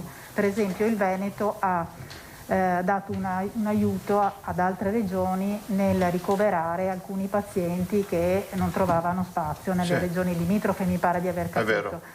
Allora, nel momento in cui il parametro dell'incidenza sarà sostituito da quello dell'ospedalizzazione, il timore è che il tasso di ospedalizzazione possa crescere con l'accoglimento di pazienti dalle altre regioni e quindi possa falsare i dati. Questa è la prima domanda che pongo a voi. No, perché la prima domanda rispondo. Intanto il tema dell'immigrazione sanitaria è Covid e non Covid, perché comunque abbiamo una classificazione. Noi abbiamo recepito e preso in carico pazienti non Covid in maniera costante, considerate anche sul fronte dei trapianti che si è chiuso bene nel 2020. Sul fronte non Covid è più raro perché poi giustamente avendo noi gestioni separate, no? Dobbiamo salvaguardare la nostra potenzialità sul Covid, soprattutto in una fase emergenziale. Cioè se tu mi dici avete ospitato di recente persone in terapia intensiva Covid di altre regioni, no, a meno che non fossero catalogate Covid perché dovevano sottoporsi a un trapianto o altre prestazioni ospedaliere, ma erano semplicemente Covid perché magari erano positive, ma noi non abbiamo portato a casa pazienti in questa fase Covid da altre regioni. Quindi il Veneto ha ospitato, diciamo così, sì, abbiamo continuato a ricevere Covid. Ci sarà qualche caso anche di Covid perché la prestazione ospedaliera era per altre. Sì, certo, però sono arrivati per altri. Il Covid puro che mi arriva da intubare, eccetera, a me non risulta che in questa fase la Cross non ci ha mai destinato. C'è proprio una gestione di questi pazienti a livello nazionale. Io non ho notizia che ci siano stati indirizzati pazienti. Da quali regioni sono arrivati? In generale i pazienti? Sì, i pazienti che abbiamo ospitato da un po' regioni? dappertutto, da sud, dappertutto? Dappertutto. Okay. Nel senso che dipende, che so, se c'è il trapianto cardiaco piuttosto che i reni, i polmoni, dipende da che prestazioni sono state fatte. Okay. E l'altra cosa, volevo chiedere se fosse possibile, siccome adesso Arcuri dice che le regioni devono mettere a punto il piano vaccinale per la popolazione di massa, volevo capire se noi abbiamo già un elenco definitivo dei centri vaccinali, USL per USL, se potete... Da darvi oggi no, però ve lo forniamo. Un'indicazione di massima almeno. Sì, ma noi comunque pensiamo di approfittare di quelli che sono i punti a parte il tema dei medici di base, tutte le storie che sapete, ma soprattutto tutto dipenderà poi il prof ce lo dirà anche dall'evoluzione che avrà AstraZeneca su questo fronte, no? Perché la vera quantità noi ce l'aspettiamo da lì, semmai sarà autorizzato il 29 da EMA. E l'altro tema è che noi pensiamo di andare su fiere, palazzetti e quelle strutture che abbiamo già utilizzato per i tamponi, se ci pensate, no? Quindi abbiamo già delle strutture collaudate e riconoscibili anche dal cittadino. Dice: io mi sono fatto il tampone lì a Zoppas Arena piuttosto che alla fiera di Vicenza, so che lì adesso fanno le vaccinazioni. Ecco, Ilaria Capo proponeva anche di utilizzare i teatri che purtroppo sono chiusi da un anno. Vabbè, ma sì, ma sentite, che sia un teatro, una fiera, un palazzetto, è sempre mura, riscaldamento e accessi, cioè non è che il teatro è bello, suggestivo da dire, però non è che cambia la storia della vaccinazione, cioè le facciamo dappertutto, ma le stiamo già facendo. e le abbiamo già fatte nei palazzetti. Se si tratta di utilizzare il teatro perché vi è comodo che c'è un teatro che è facilmente raggiungibile, bene, però sapete la banalità, che magari io sono più pratico, se non ha parcheggio, per quanto bello sia il teatro, cioè, capisci che dei cittadini vengono a vaccinarsi e non a vedere lo spettacolo. Quindi bisogna che siano, logisticamente non deve esserci problema. Quindi vi state decidendo ora i centri vaccinali? Ma abbiamo già un'idea, sì sì. Le US hanno già mandato delle proposte, la nostra prevenzione li sta vagliando uno a uno. E più o meno quanti sono, si sa? Sono tanti, considerate che se noi avessimo i vaccini, questo lo dichiariamo senza problemi, noi per giugno, insomma per fine primavera, inizio estate, diciamo così, lo facciamo il giro di boa con i veneti, cioè non abbiamo problemi. Quantomeno sarà fatto il giro di boa nelle vaccinazioni per tutti quei veneti che sono fortemente esposti, che sono categorie fragili o che comunque hanno più titolo di essere vaccinati. Ci potrà restare il ragazzo 14enne, il 20enne, ma pensare che la fascia è quella che interessa gli ospedali, le ospedalizzazioni, le cure, sicuramente tutti vaccinati. Non parliamo degli over 70, quelli sono i primi. Grazie Michele. Io passerei la parola al professor C'è Palù. l'ultima domanda di Milva Andrioli. Scusami. Buongiorno, Poi passiamo Presidente. al professor Palù. Sì, no, semplicemente visto che si è chiarito anche il calendario romano tra Camera e Senato del voto di fiducia. Possiamo parlarsi dei vaccini. Visto che abbiamo anche tempo. No, ho sentito il calendario. Invece lì la scadenza è proprio lunedì e martedì prossimi. Visto dal Veneto una crisi con numeri che per quanto ancora incompleti, magari oggi sui decessi, fa sì che ricordano che il virus circola ancora, ma questa operazione di distrazione politica fa sì che si sta perdendo un po' di vista quello che sta succedendo nel Paese. Commento del Presidente Zaia? Che noi siamo sostanzialmente orientati solo al Covid, nel senso che qui ci occupiamo solo di Covid, di certo non abbiamo la possibilità di permettersi divagazioni sul tema. A livello nazionale io penso che sia obbligo per il Presidente del Consiglio andare in Parlamento, perché l'interfaccia al Parlamento è dimostrare se ha una maggioranza oppure no. Poi sarà inevitabile che se non ce l'ha si andrà al voto, punto. Se andrà al voto o il Presidente della Repubblica deciderà qualcos'altro, non lo decido io, ma il Presidente del Consiglio non può esimersi di andare velocemente in Parlamento, di non prolungare questa agonia e di dimostrare se ha i numeri oppure no. La caccia ai responsabili, inteso ai responsabili, non i colpevoli, quelli che dovrebbero sopportare. Sono obiettore di coscienza, quindi parlare di caccia con me. Professor Palù. Scusatemi la battuta, potevo presentarlo io. Scusa. C'ho l'onore di presentarlo e di cedergli il posto. No, grazie Carlo. Cedo il posto. Se posso permettermi, se girerei la domanda sulle mortalità per prima, se posso, no? Poi il professor Palù ci parlerà dei vaccini, degli anticorpi, se ci sono novità, e una domanda la faccio io su AstraZeneca. Grazie. Cedo il posto proprio. Vai, parla. Ci sia meglio. Sì, scusate, intanto che volevo dirvi una cosa. Fabio Franceschi, lo diciamo per i complottisti, ci ha regalato per le case di riposo 1 milione di mascherine, perché adesso fa mascherine. E fra l'altro c'è neanche una versione con su scritto io sono vaccinato. E siccome le ha donate, e fra l'altro è qualche settimana le ha donate, penso che sia corretto dire che insomma ha fatto questa donazione di 1 milione di mascherine chirurgiche. Sono tutte in busta, sono 10 per ogni busta, e lui ha anche messo in piedi questa nuova linea. Eccola qua. Ecco, ce la fai vedere? Sì, me la metto adesso, aspetta perché qua non c'è.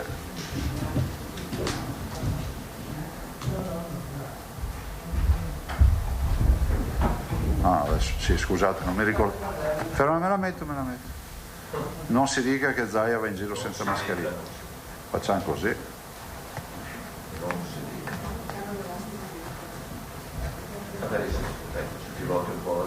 Ecco. Questa ce l'ha donata Fabio Franceschi, ha dato 1 milione. Beh, ve le lascio anche se volete girarle, scusate se ve le lancio così. Ma Presidente, lei è vaccinato? No, io non sono vaccinato. Allora no, non funziona. No, avete ragione. No, è proibito qui in Veneto vaccinare chi non è di quelle categorie. Sì, hai ragione, c'è scritto. Quindi non mettetemi in foto, mettete la mascherina che è più bella. Prego, prof. Allora, buongiorno a tutti, ho accettato volentieri, vengo sempre volentieri a casa per la Veneta, quindi l'invito mi ha fatto piacere, ho accelerato la dipartita romana. Siccome l'altra volta mi si è attribuito una lezione accademica, ecco, vorrei essere invece più concreto, e se non le fate voi le domande le faccio io. Cioè, le domande più frequentemente rivolte, le FAQ, magari le trovate anche nel sito dell'AIFA, stanno crescendo di giorno in giorno, saranno una cinquantina, quando abbiamo allestite le prime erano 34, adesso stanno crescendo, ma comunque se volete ve le faccio io, in modo che voi scegliete. Noi temiamo l'esame più che la lezione. No, nessun esame. Allora, la domanda era sulla mortalità. Allora, la mortalità, per chi ci ascolta, è quella di una popolazione generale rispetto a tutte le cause della mortalità, quindi per questa causa è lo 0,05%. Non è quindi neanche lontanamente paragonabile a quella che è la mortalità per le malattie infettive nei paesi di sviluppo. Sapete che la prima causa di mortalità è il cardiovascolare, gli incidenti, il 40%, i tumori, il 30%, e poi si scende. Quindi non abbiamo raggiunto ancora la mortalità dell'HIV, dell'AIDS e della tubercolosi. Però, ecco, se invece parliamo di quanti morti per Covid, quella è la letalità, e come io penso di avervi già detto, comunque questa si misura in base a quante persone sono state realmente infettate. Realmente infettate vuol dire che hanno prodotto gli anticorpi, non tamponate, perché ovviamente non si riesce a tamponare tutti. Quindi sugli studi di sieroprevalenza, che sono stati fatti sia in Cina, negli Stati Uniti, in Germania, in Islanda, l'Islanda è stata quasi tutta testata, si può calcolare che oscilli tra lo 0,25 e lo 0,50%. Allora, da noi avete già sentito che il Veneto paga un contributo minore delle altre regioni dove la pandemia ha colpito di più. Questo mi ricordo una mia intervista al Corriere della Sera, credo di avere anche spiegato le ragioni, a parte quella sociologica demografica, che la Lombardia è un'area metropolitana, noi siamo un'area metropolitana diffusa. Basta andare sul Visentin, guardate, o sul Grappa, vedete le luci del Veneto quando atterrate a Venezia. Però non abbiamo realtà come Milano, dove c'è una metropolitana, dove ci si affolla, capite? E non abbiamo avuto quello che è successo in Lombardia, perché fortunatamente il Veneto ha una sanità territoriale, con i suoi presidi territoriali, che non li ha smantellati come ha fatto la Lombardia, che in una, permettetemi, forse irragionevole o insana competizione tra pubblico e privato, questo è quello che è successo, poi l'hanno scritto anche i colleghi di Bergamo, l'ha scritto Remuzzi, dopo che mi ero espresso, in una competizione pubblico e privato hanno passato tutto per i pronto soccorsi, hanno ricoverato tutto in una fase in cui non avevano né dispositivi di protezione individuale, né mascherine, né respiratori, e dimenticando la lezione della SARS, che è il cugino stretto, il COV-1, che in una settimana nell'ospedale universitario di Toronto ha fatto ben 250 infettati da un solo caso sorgente, un medico che era stato ad Hong Kong e si era infettato con un collega del Guangdong che veniva dal mercato di animali vivi, che l'ha infettato e l'ha portato. Quel virus circolava da 6 mesi e i cinesi non ce l'avevano detto. Allora il Veneto ha i presidi territoriali, ovviamente questa seconda fase è stata preponderante rispetto alla prima, ma come potete vedere, ecco, non si è mai andato in saturazione delle terapie intensive. Quindi da cosa dipende la mortalità da Covid o la letalità da Covid, per essere più precisi? Beh, guardate l'età media intanto dei pazienti, perché spesso quando si fa questa narrazione statistica ci si dimentica di dare anche dati che sono fondamentali, cioè non solo genere, ma età. Quindi stiamo parlando di un'età media di 81 anni. Quindi effettivamente sono i soggetti più gracili, quindi il morbo sta colpendo i più gracili. Quindi ecco, le cause sono che probabilmente era un fenomeno limitato ad alcune regioni d'Italia. Sapete che il lockdown, a cosa è servito il lockdown generalizzato? A impedire la diffusione al centro-sud, ma poi, se vi ricordate, ci sono state le discoteche, i giovani, purtroppo non colpevolmente, ma sono anche quelli che resistono meno a certe pulsioni, ma è comprensibile per una serie di ragioni. E poi il virus si è diffuso, ma questo è un virus pandemico. Mi pare che forse l'Antartide non sia stato toccato perché è popolato da qualche accampamento. Ecco, quindi oggi la situazione è diffusa. Se noi guardassimo, ecco, quando tutti faranno i tamponi rapidi, perché ormai li fanno tutti, ormai il Ministero l'ha deciso, vedrete se non saremo tutti arancioni o rossi. È vero che ci basiamo adesso non più sui complicati 21 parametri, ma ci si basi sull'R con T, che è in ritardo di 7-10 giorni, quindi rispetto. Però ecco, la cosa fondamentale che va osservata, ecco, in questa pandemia sono i 3 parametri critici, che sono i ricoverati in area medica, in rianimazione e i decessi. Ecco, questi sono inconfutabili. Ecco, quindi direi che, come ha già detto il governatore, insomma, i dati ve li ha dati lui, ve li ha snocciolati con molta precisione su quella che è la letalità nel nord Italia. Lo sentite? Altre domande al professor Palù, Giacomuzzo, Marchiori, Nicolussi, Tosà. Buongiorno. Intanto, se poteva chiarirci i dubbi su, che ci aveva anticipato anche il Presidente peraltro, su AstraZeneca, e cioè in particolare se effettivamente la copertura, come pare, è minore rispetto agli altri 2 vaccini Pfizer e Moderna. La copertura o l'efficacia? Entrambe. Allora, su AstraZeneca, diciamo che AstraZeneca verrà valutata il 29 di gennaio dall'EMA o entro il 29. Come avete visto, anche Moderna è accelerata di 2-3 giorni. Il CHMP la prende in visione. Devo dire che l'FDA, che è l'altro ente, è bene che sappiate che noi abbiamo degli enti di controllo, ma nessuno si domanda perché non vi chiedete perché i cinesi stanno avvicinando mezzo mondo, il continente africano, il Middle East, Centro e Sud America? Nessuno ha mai chiesto niente. Qua da noi si erge qualcuno a dire l'efficacia invece che il 95 è il 29%. Allora, veniamo ai problemi. L'FDA che cosa ha chiesto?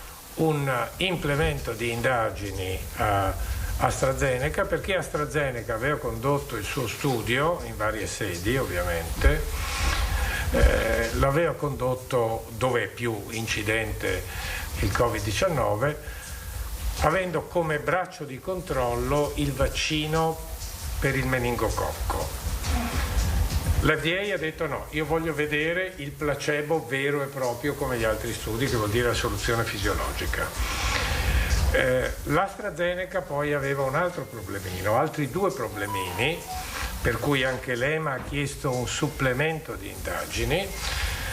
E sapete che il problemino era che in una certa coorte di pazienti, significativa coorte, perché AstraZeneca si è presentata anche lei con 40.000 tra vaccinati e placebo circa, ma in una quota rilevante si erano accorti per un errore che la dose dimezzata, la prima dose dimezzata associata alla seconda dose, dopo 4 settimane, produceva un effetto significativamente superiore, si passava dal 60 al 65% di efficacia. E quando parlo di efficacia, in uno studio clinico randomizzato, controllato, in doppio cieco, controllo verso placebo, trattamento vaccino verso placebo, quello che bisogna fare, ecco, è misurare qual è l'obiettivo principale: efficacia contro Covid-19, contro la malattia, non contro l'infezione. Quindi quando parliamo di efficacia vuol dire efficacia nel prevenire i sintomi della malattia, che poi deve essere documentata con test o serologico o di PCR. Quindi i sintomi li conoscete tutti, non mi dilungo. Quindi passare da un 60 al 90% è una differenza di 25%, quindi di 25 punti. Come si spiega? Inspiegabile. La spiegazione è stata data dopo perché si era anche visto che non era omogenea questa popolazione di studio, perché la schedula, che vuol dire il cronoprogramma di somministrazione, il passaggio tra la prima e la seconda dose, in alcuni casi era di 4 settimane, in altre molto più lunga, addirittura 5 o 8 settimane. E capite che non è una presentazione molto organica, quindi è stato chiesto un implemento di indagine. Perché l'Agenzia del Farmaco inglese l'ha approvato? Perché gli inglesi sono pragmatici. Vi ricordate Boris Johnson all'esordio della pandemia, sostenuto da Sir Patrick Wallace e Richard Whitty, che sono il Chief Medical Officer e il Senior Scientific Advisor? Sono due là, qua da noi sono un mondo di virologi, no? Quindi gli era scappato l'idea, ma proteggiamo i vecchietti, e noi non c'è niente da fare. Avevano già visto quello che era successo in Lombardia, in Italia anche. Ha detto proteggiamo i vecchietti e speriamo nell'immunità di gregge. E lì è stato assalito. Però questo sottendeva un ragionamento molto pragmatico. Noi non ce lo facciamo col nostro National Health System, 3.500 posti in rianimazione contro i 5.000 dell'Italia.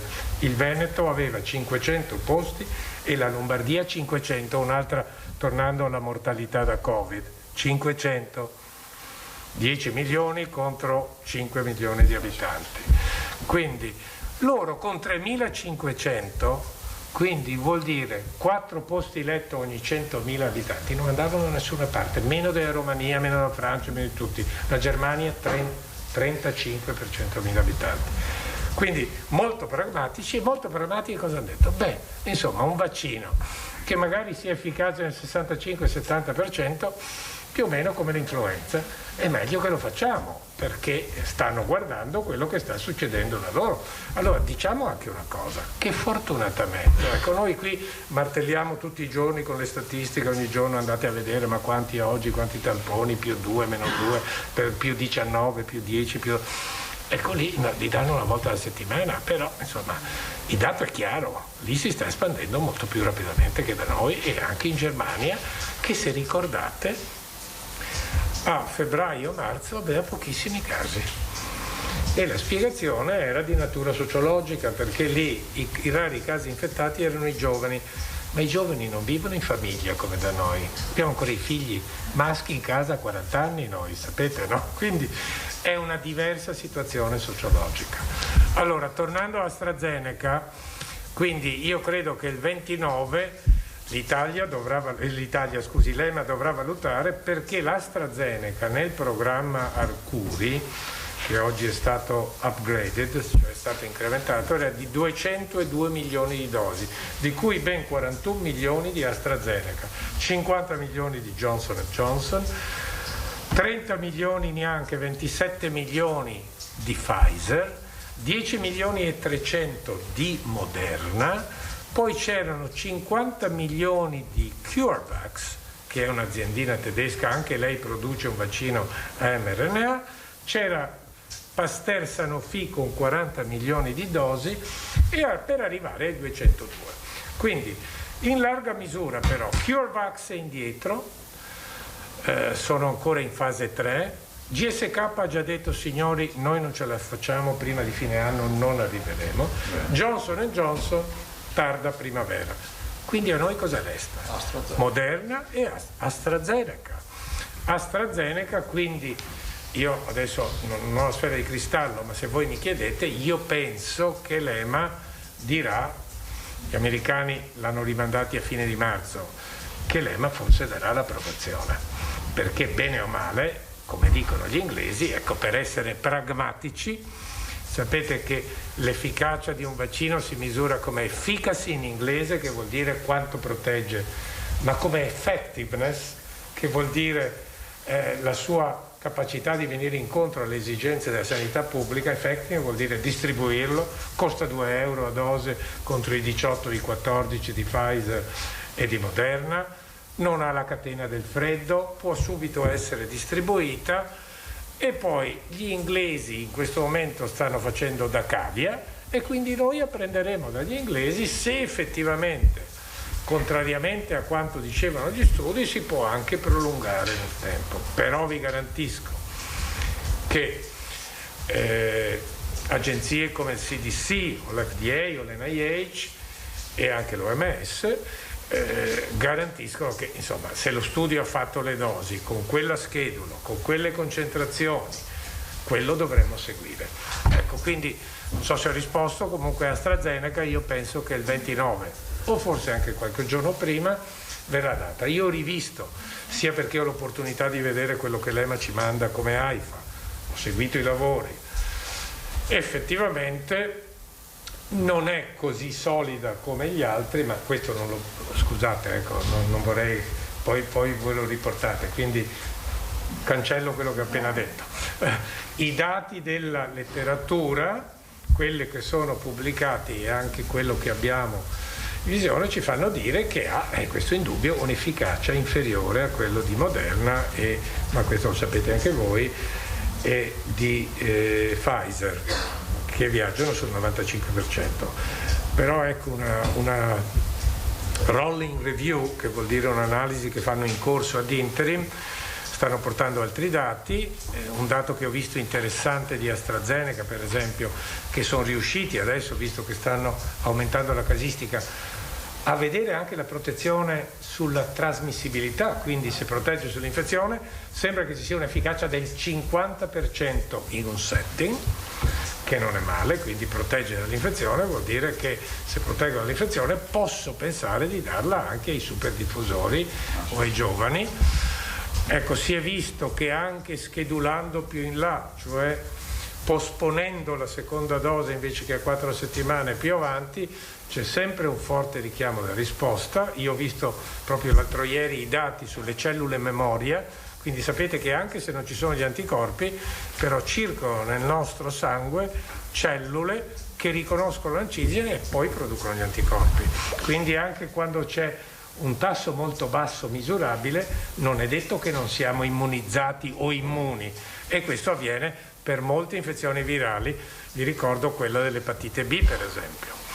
Quindi ecco, io credo che AstraZeneca abbia possibilità di venire, perché in questo momento abbiamo bisogno anche di un altro vaccino, oltre a tutto. A fronte di tra diversi tipi di vaccini che saranno disponibili comunque al cittadino, al Veneto, non sarà data la possibilità di scegliere uno o l'altro tipo, ovviamente, vero professore? No, la scelta è stata basata su criteri scientifici e anche di bioetica, perché guardate, mai come stavolta, io ho visto, perché ogni tanto partecipo alle riunioni dell'Accademia delle Scienze tedesca, si chiama Leopoldina, e sono un lettore della loro società di virologia, quindi ho tutte le loro carte.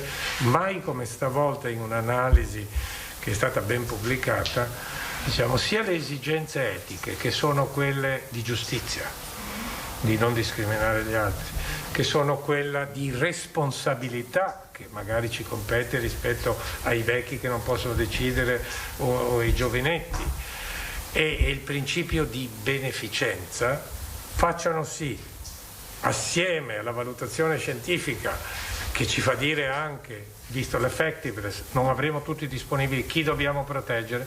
I più gracili, i più anziani, oltre a coloro che sono in prima linea, i medici. Quindi io credo che queste linee verranno seguite, ecco, quindi magari dipenderà dalla disponibilità, ma non credo che ci muoviamo da quanto sia già stato scelto a livello centrale, non solo europeo, non solo americano, ma anche nazionale, e quindi le regioni mi pare che stanno seguendo. Domande, ma passo la parola, posso farle velocemente? Facciamo un altro giro. Plasma immune, professore, scusi, plasma immune, e poi l'altra cosa che le chiedo è se, come può incidere la variante del virus sudafricana, se è vero che può essere resistente al vaccino. Queste due cose da chiedere. Allora, quando parliamo di varianti dovremmo dire, ecco, adesso si parla di variante inglese, sudafricana, ma il virus è cinese. Guardate che io lo dico, sembra che non sia politically correct dire che il virus è cinese. Il virus è cinese, ce l'hanno detto loro che è cinese. Allora, cosa succede? È già passato un anno, più aggiungete almeno 4 o 5 mesi in cui non ci hanno detto che il virus circolava da uomo a uomo, i cinesi, e l'OMS non è riuscita in 3 commissioni che ha mandato a Wuhan a venire a casa con uno straccio di prova, né di sequenza, né di campione biologico, né di dati. Comunque le varianti sono una logica evento di qualsiasi virus, sia DNA che RNA, ma in particolare RNA, che si diffonda e che più un virus replica e più muta. L'RNA, forse ve l'ho detto l'altra volta, questo coronavirus, diversamente da HIV, da epatite C, da influenza virus, ha un enzima che corregge gli errori, quindi muta meno degli altri. Una mutazione per genoma al mese, che è molto poco rispetto agli altri RNA, però muta. E quindi abbiamo visto che rispetto a Wuhan abbiamo almeno 30 lignaggi. Cosa sono i lignaggi? Sono un raggruppamento di virus che dal punto di vista filogenetico sono distinti tra di loro perché hanno un progenitore comune, quindi ne avremo almeno 30 di lignaggi. Pensate che in Sudafrica ce ne sono 25. Ok? Quindi questo qua di cui parliamo inglese, B117 o quello sudafricano B2, non sono altro che varianti che sono naturalmente in corso e che circolavano, quella inglese nel Kent già a settembre, che non sono associate con maggior virulenza del virus, quindi con malattie più gravi o con aumento della letalità, assolutamente no, ma si sono viste che stanno sostituendo il virus che circolava prima, quindi stanno diventando quella prevalente. Addirittura gli epidemiologi hanno fatto un calcolo che questa abbia un 40% in più di contagiosità. Allora si sono sequenziate queste varianti, in Italia sequenziamo poco, ne abbiamo depositate circa neanche 1000, Regno Unito 65.000, 50.000 negli Stati Uniti. Sto proponendo, l'ho già proposto in AIFA, ma adesso che ci sia anche da noi un consorzio di gente che sequenza. Noi abbiamo molto efficiente lo zooprofilattico, ne ho parlato con la direttrice e quindi adesso creiamo un network e proponiamo un progetto di ricerca ad hoc, che questo è un servizio essenziale, ma non basta dire che è mutato, bisogna dire questo mutato è veramente più contagioso. Guardate che i dati che sono stati pubblicati non su riviste scientifiche ma su network, e adesso lo saranno ovviamente perché molti sono preprint, non hanno dietro una virologia. Che cosa vuol dire una virologia? Un fenotipo, una biologia, cioè non si sono caratterizzati perché questi virus sono più contagiosi. Sì, c'è un'interpretazione, ve la dico subito. Allora, la variante inglese ha almeno 20 mutazioni su tutto il genoma rispetto al prototipo di Wuhan e a quello che circolava poi dopo Wuhan, e ne ha ben 8 sul gene S, che è il bersaglio degli anticorpi che vengono prodotti dal vaccino, indotti dal vaccino. Ecco, di queste, oltre alla 614, che è la modificazione, c'è stata un acido aspartico, è stato scambiato una glicina al posto di un aspartico, ha nella posizione 501 una tirosina al posto di una asparagina. Adesso non sto entrando nel tecnico, allora tolgo il tecnico, dico che ha ben 8 mutazioni, ma ne sono 2 importanti. Una sul sito che lega il recettore si chiama 501, che prima non si conosceva, che però è anche una variante sudafricana. C'è anche la vecchia 614, per cui invece ci sono studi di virologia, perché questa circola, è quella che circola in tutto il mondo, perché sono più contagiosi. Sembra appunto dagli studi precedenti perché si espongono meglio la proteina e legano meglio il recettore. Tutto qua.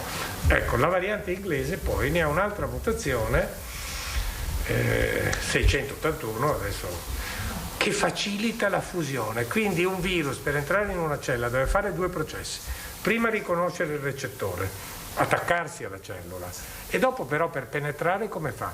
Questi sono virus che hanno un involucro che li riveste come le nostre membrane, quindi due involucri si incontrano, il virus deve avere una funzione che è quella di fusione, deve fondere la sua membrana con quella delle membrane cellulari. Ecco, questa seconda mutazione sembra favorire la fusione.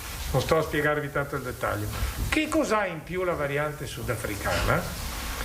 Ha sempre vicino al sito di attacco un'altra mutazione che non c'è in quella inglese.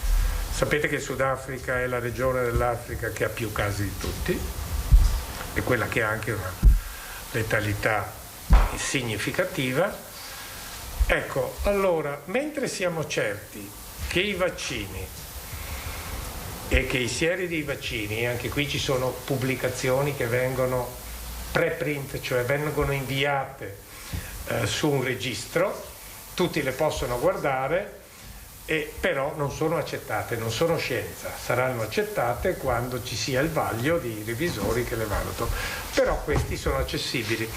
E allora su questi lavori quello che sembra è che mentre gli anticorpi, e l'Università di Galveston nel Texas lo ha fatto, e poi lo ha fatto sia Moderna che Pfizer,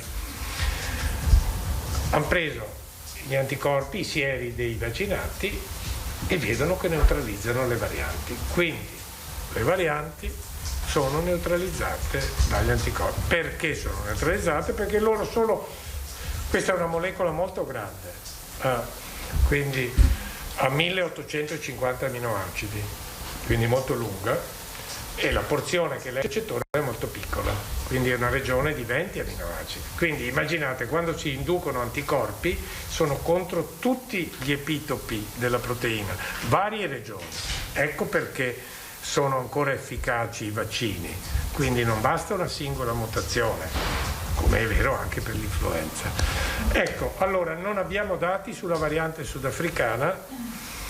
Se dovessi dirvelo, ecco, sentendo proprio ieri AstraZeneca, mi hanno detto che effettivamente loro l'hanno provato in una ventina di soggetti e sembra che ci vogliano, insomma, titoli più elevati per neutralizzarla. Comunque anche questa dovrebbe essere neutralizzata. Ecco quello. Quindi varianti ne avremo. Come si formano le varianti? Più un virus replica, più fa errori e più muta, anche se ha l'enzima che li corregge. Questo dove avviene? In tutto il mondo. Ma dove può avvenire di più? Avete presente quei soggetti che hanno sempre positivo al test molecolare? Vabbè, quelli sappiamo che sono falsi positivi dopo 32 cicli di amplificazione. Lo sa benissimo anche il presidente Zaia che ve lo spiega. Però ci sono dei casi in cui il virus persiste. Chi sono? Gli immunodepressi. E dove il virus persiste, replica di più e muta di più. Quindi questa è un'interpretazione. Cosa può succedere? Può succedere che se noi arriviamo con una pressione selettiva sul virus, qual è la pressione selettiva? Beh, soggetti immunodepressi vengono trattati con trasfusioni di sangue o con anticorpi monoclonali, e questi possono selezionare le varianti. Quindi così pure come persone vaccinate hanno gli anticorpi, possono selezionare le varianti. Quindi è un fenomeno ineludibile. Però una cosa è certa, che un vaccino come quello a mRNA, che si fa con biologia sintetica, con sintesi di questi mattoncini che sono i ribonucleotidi, no? E lo si è fatto perché Moderna lo ha fatto in 10 giorni dalla pubblicazione della sequenza.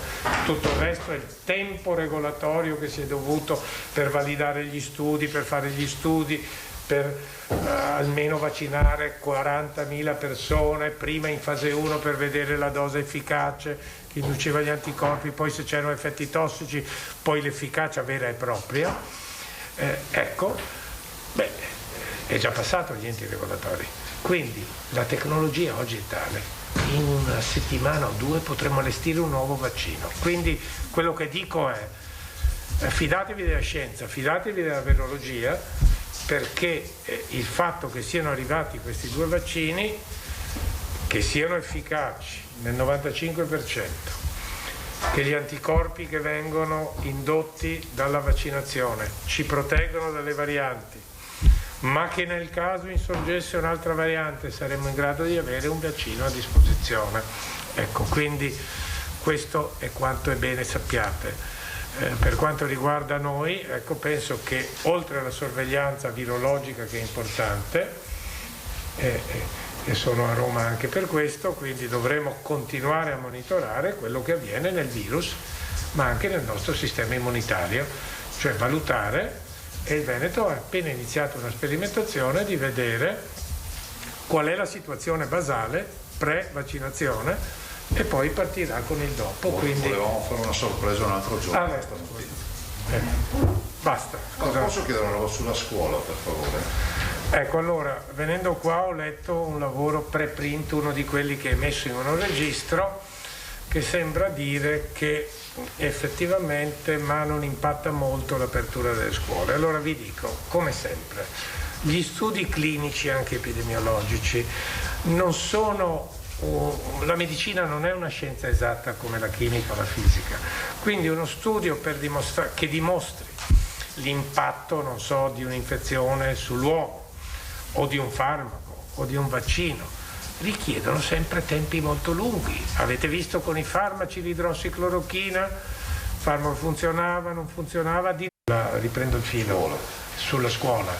La scuola, io ho letto almeno 5 lavori, sono 2 inglesi, uno di Reggio Emilia, uno di Torino, e quelli 2 inglesi sono interessanti, un lavoro l'ho pubblicato anch'io, ma questi 5 che vi riferisco sono andati a studiare la coorte dai 12 ai 21 anni e l'hanno comparata con il resto della popolazione e hanno visto che in questa c'era un'incidenza maggiore.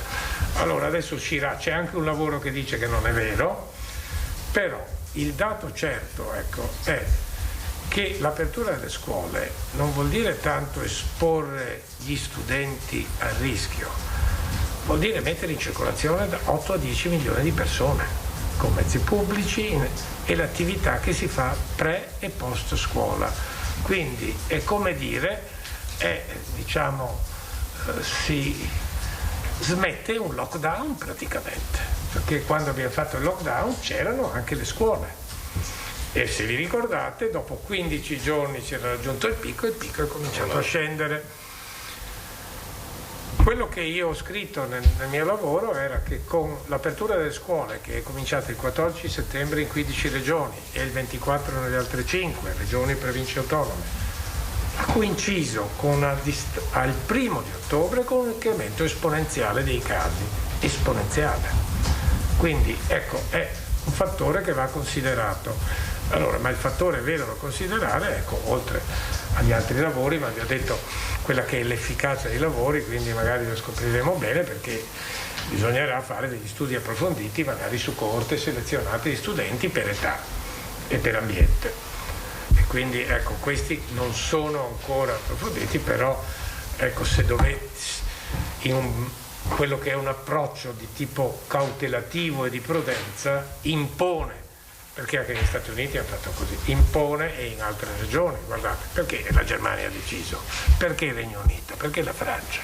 Allora, non siamo solo noi, quindi ovviamente questa osservazione non è sfuggita, quindi se anche la medicina basata sulle prove la avremo magari tra un paio d'anni o ancora degli altri studi, però oggi cosa ci dice la ragionevolezza e il buonsenso? Di essere prudenti, ok?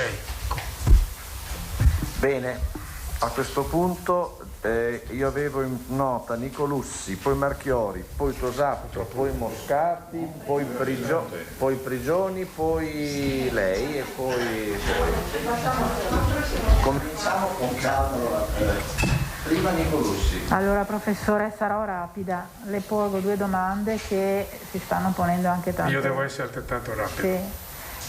Grazie, perché come vede è molto pubblico. Allora, 2 domande che sono molto diffuse tra le persone, e cioè che differenza fa tra gli anticorpi monoclonali e il vaccino? E la seconda, visto che ci sono diversi tipi di vaccini e uno non può scegliere, possiamo spiegare alla gente che differenza c'è tra Pfizer, BioNTech, AstraZeneca, Moderna, che almeno sono i primi 3? Grazie. Cerco di essere lapidario. Gli anticorpi monoclonali sono terapia, anche se sono anticorpi, che è la stessa arma che viene usata dai vaccini. I vaccini inducono gli anticorpi ma prevengono la malattia, io direi anche l'infezione, perché i vaccini che conosciamo, i più efficaci, prevengono tutti l'infezione. Cito il morbillo, per esempio, la rosolia, la parotite. E guarda caso hanno l'efficacia che hanno questi 2 vaccini qua.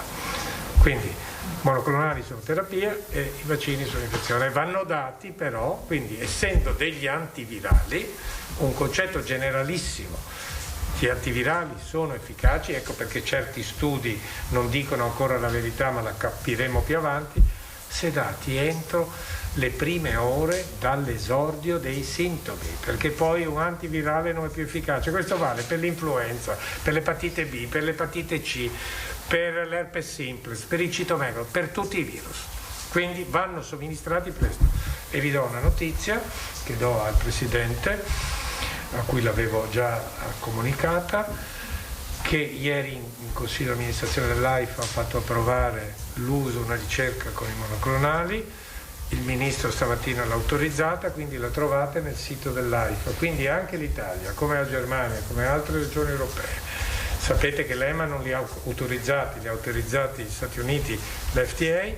L'Italia partirà con un progetto di ricerca, confronteremo Lilly e Regeneron, che sono Regeneron quello che ha trattato Trump e Lilly quello che è in circolazione, i 2 anticorpi monoclonali, e questi saranno una risorsa anche per quello che ho visto il Veneto sta proponendo in maniera molto giusta, di curare i pazienti a casa, perché se noi li curiamo a casa non utilizziamo i pronti soccorsi. Arrivo alla seconda domanda, la differenza tra i vaccini. C'è anche Verona in questo progetto? Prego? C'è anche Verona in questo progetto di ricerca sugli anticorpi monoclonali? No, è aperto, ha una settimana di tempo per applicare, tutti possono applicare. Il Veneto c'è sicuramente. Questo è importante. Ecco, ma quindi il Veneto ci deve essere, Presidente. Questo è sempre logico.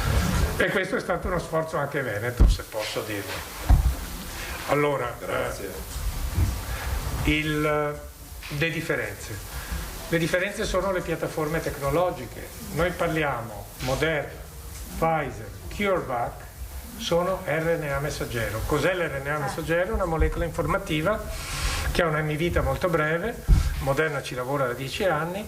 Cos'è AstraZeneca? AstraZeneca è lo stesso vettore che è stato usato per il vaccino di Ebola. Si prende un virus innocuo di solito, ma lo si rende ancora più innocuo con manipolazioni genetiche, quindi lo si depotenzia. Perché un virus? Perché i virus sono il miglior sistema di trasferire l'informazione genetica, perché sono evoluti con l'uomo in milioni di anni, sono parassiti obbligati, hanno la necessità di trasferire quale informazione? La loro prima di tutto, no? Che è quella di replicarsi. E quindi se io gli metto dentro un pozzettino di un gene, che è quello della proteina S, è il miglior sistema, veicolo per trasferimento di geni e quindi per l'espressione. Quindi sono vaccini basati su vettori virali, quindi vedete la virologia cosa fa? Si adatta a fare appunto questi vaccini. Poi ce ne sono altri più classici che restiamo su questi, professore, perché volevamo capire. Basta questo. Sì. Allora, perché quindi sono più efficaci quelli sappiate di che mentre nei vaccini di Pfizer abbiamo già un'esperienza, perché è stata provata in altre tipo di vaccinazioni, l'ultima dove è andato lo stesso vettore che è l'adenovirus del raffreddore dello scimpanzé, modificato per non essere replicante, cioè fa solo un ciclo di replicazione, entra, infetta la cellula e fa trascrivere l'RNA. Ok?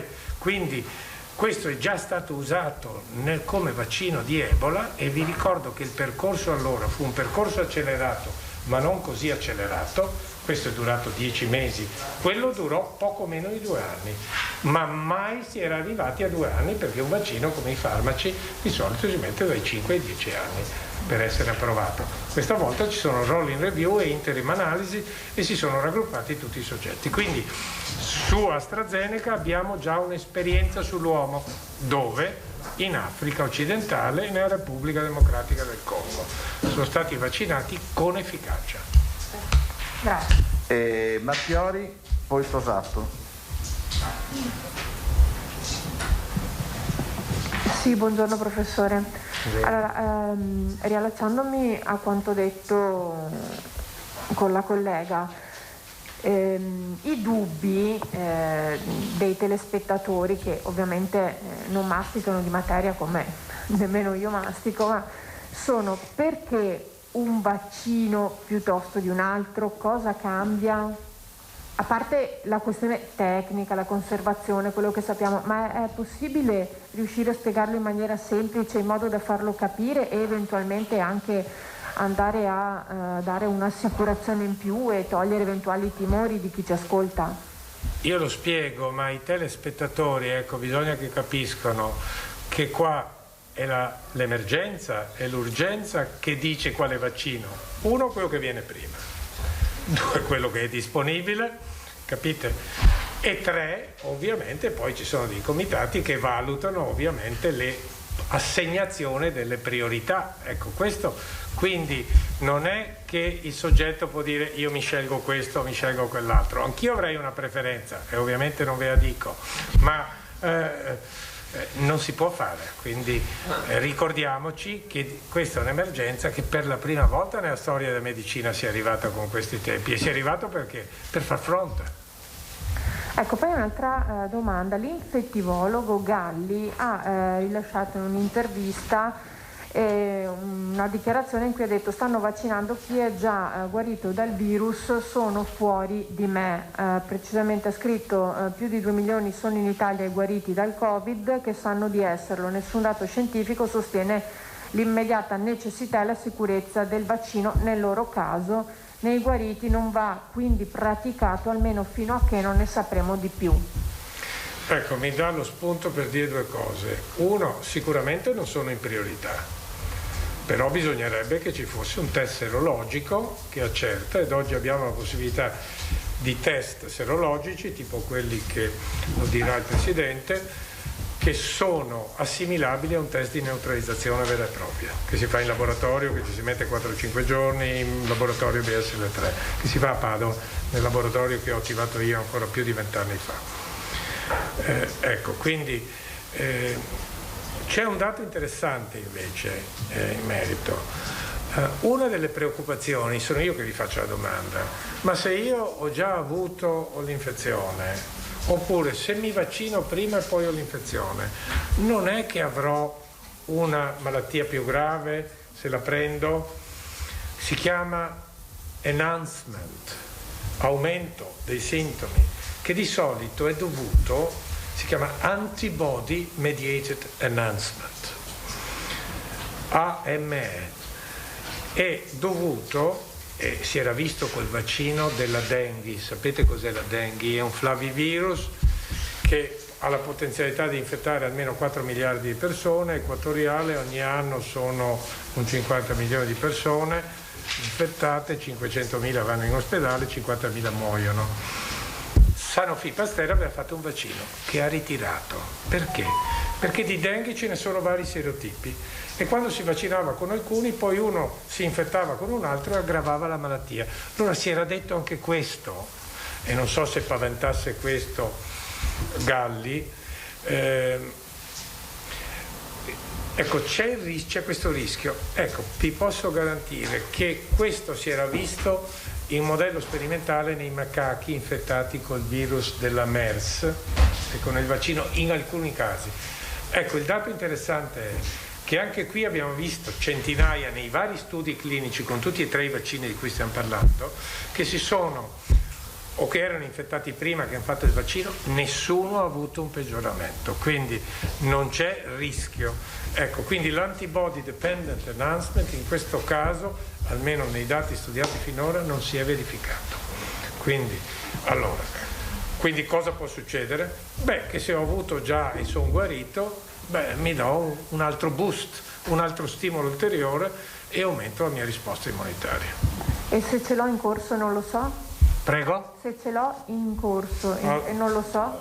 Ma credo lo stesso, se ce l'ho in corso non so, può succedere di tutto, io ce l'ho, io ho appena fatto il tampone adesso, l'avevo fatto 6 giorni fa, Sì, apparentemente non ce l'ho, potrei averlo, perché metta che l'abbia preso, è una finestra di 1 o 2 giorni, sono in quella finestra, ce l'ho, io non mi preoccuperei affatto, ecco. Ok, un'ultima domanda che riguarda un caso particolare, una nostra telespettatrice di 74 anni con herpes zoster e porpora, chiede se può farsi il vaccino perché ha avuto 2 opinioni contrastanti da parte di 2 medici, uno ha detto di sì e uno ha detto di no. Allora, il buonsenso medico e la vecchia pratica clinica direbbe che se io ho un'infezione in corso, se ho della febbre non mi vaccino, ma questo lo trovate anche nelle linee guida.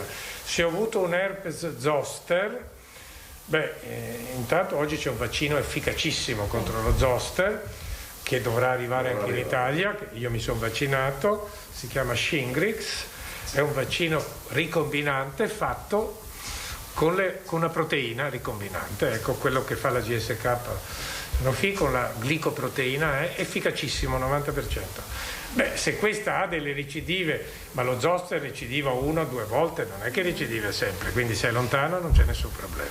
Grazie mille. Tosato, poi Moscati, poi Prigioni, poi Federiva, poi... Ecco, lei doveva farmi una domanda che io ho posposto perché mi ha chiesto martedì. Federiva non c'è più, Carlo. Allora, aveva lasciato, c'è da prenotare. Vediamo se riusciamo a cavare un ragno dal buco sul fronte dell'approvvigionamento e della distribuzione. Allora, ieri ho sentito 2 valutazioni su 2 versanti che mi sembrano abbastanza importanti. Un fisico medico, Paolo Giordano, afferma: secondo il cronoprogramma indicato da Arcuri, per rispettarlo, cioè per arrivare entro settembre alla copertura completa della popolazione, dovremmo praticare circa 390.000 iniezioni al giorno. Siamo a 60.000. Dice: di questo passo ritengo improbabile centrare il traguardo.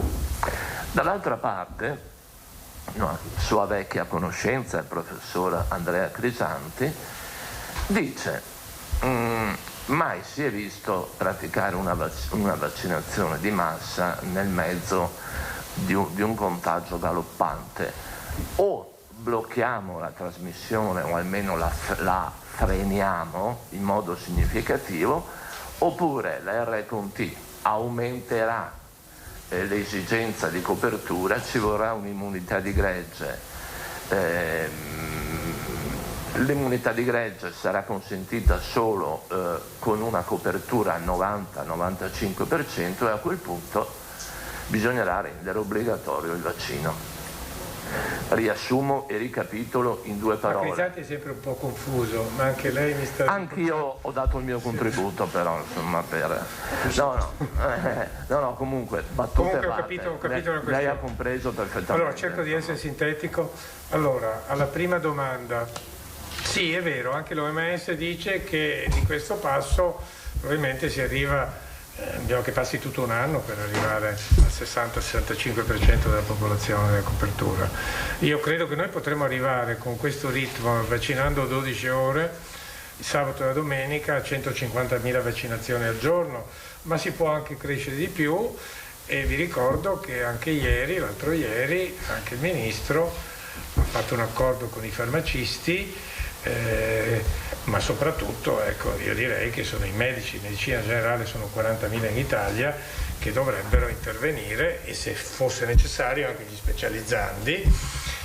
Importanti le farmacie, ma le farmacie sono importantissime per la diagnosi, soprattutto adesso che abbiamo i tamponi rapidi collegate con un sistema informatico.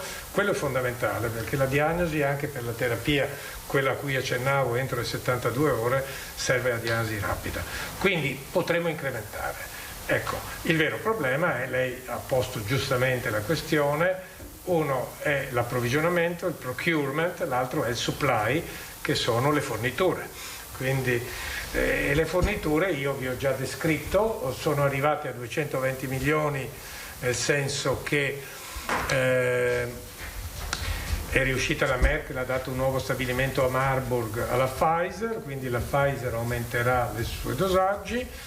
Posso dire, anche lo dico perché conoscendo il vicepresidente di Moderna, anche il nostro ministro l'ha messo in contatto, Moderna ci darà altri milioni di dosi, ma non lo può dare adesso perché è una biotech e quindi ha dei limiti della produzione, ecco, quindi come avrete capito tutti è AstraZeneca l'unico che può arrivare rapidissimamente, può cambiare le cose. Ecco. Poi le altre sono questioni organizzative. Io penso che se i farmacisti vaccinano nel Regno Unito, negli Stati Uniti, in Francia fanno anche tutta la diagnostica per vecchia tradizione, io penso che siamo in grado di organizzarsi. Il Veneto molto meglio di altre regioni perché ha i centri di vaccinazione. Il Veneto è la prima regione che ha aderito a quella proposta, non mi ricordo se si chiama il 2002, dell'Europa, dell'obbligo vaccinale. Perché? Perché era quella che vaccinava di più e poi perché era l'unica che aveva il registro vaccinale. Poi ci sono arrivate gli altri, guardate che ci sono ancora il 40% delle regioni, soprattutto il centro-sud, che non hanno un registro vaccinale, segnano. Quindi voglio dire, questo è un problema generale. Il Veneto credo che non avrebbe nessuno di questi problemi. L'unica cosa qua è il supply adesso. Quindi torniamo alla seconda domanda invece. Mi perdoni, no, restiamo un secondo sulla prima. Cercavo di essere dunque, il traguardo indicato da Arcuri entro settembre è reale? No, ma non le chiedo. Mi vuol far dire che era un po' ottimistico? No, guardi, non voglio.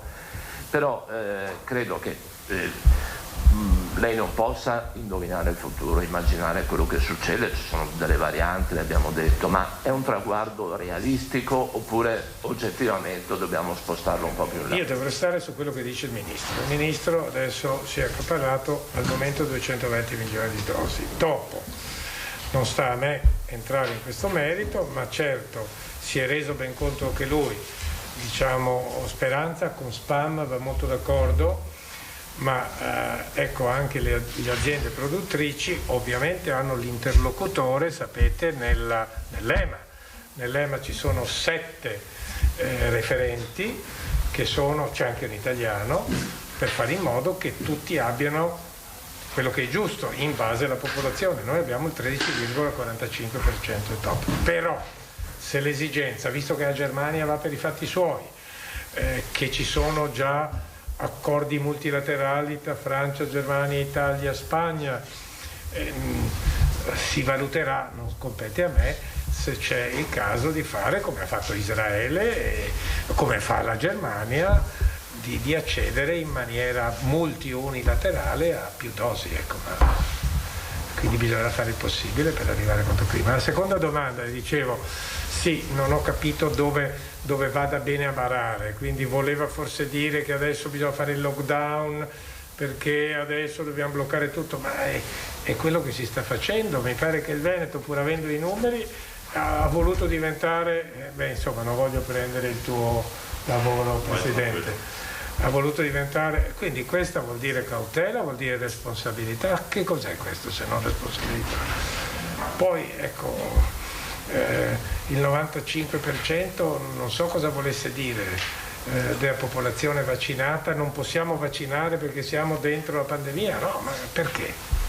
Chi lo dice? Anzi, questo ci dovrebbe spingere di più, insomma, io non trovo razionale, ecco, come, se mi permetta, ma visto che mi vuol tirare, avete citato Galli e Crisanti, e mi pare che sono i due che come Doji pretendessero di sostituirsi all'EMA, all'FDA, cioè sono loro che valutano la trasparenza dei dati? Punto di domanda? Chi è che la valuta? O non sono centinaia di scienziati terzi che svolgono questo ruolo? Non sono le riviste scientifiche che ci hanno già detto tutto? Ecco, allora, o crediamo alla scienza o non ci crediamo. Adesso, scusate, sono io provocativo. Avete visto sul British Medical Journal Doji che dice che l'efficacia è del 29%? Ma signori, su cosa si basa?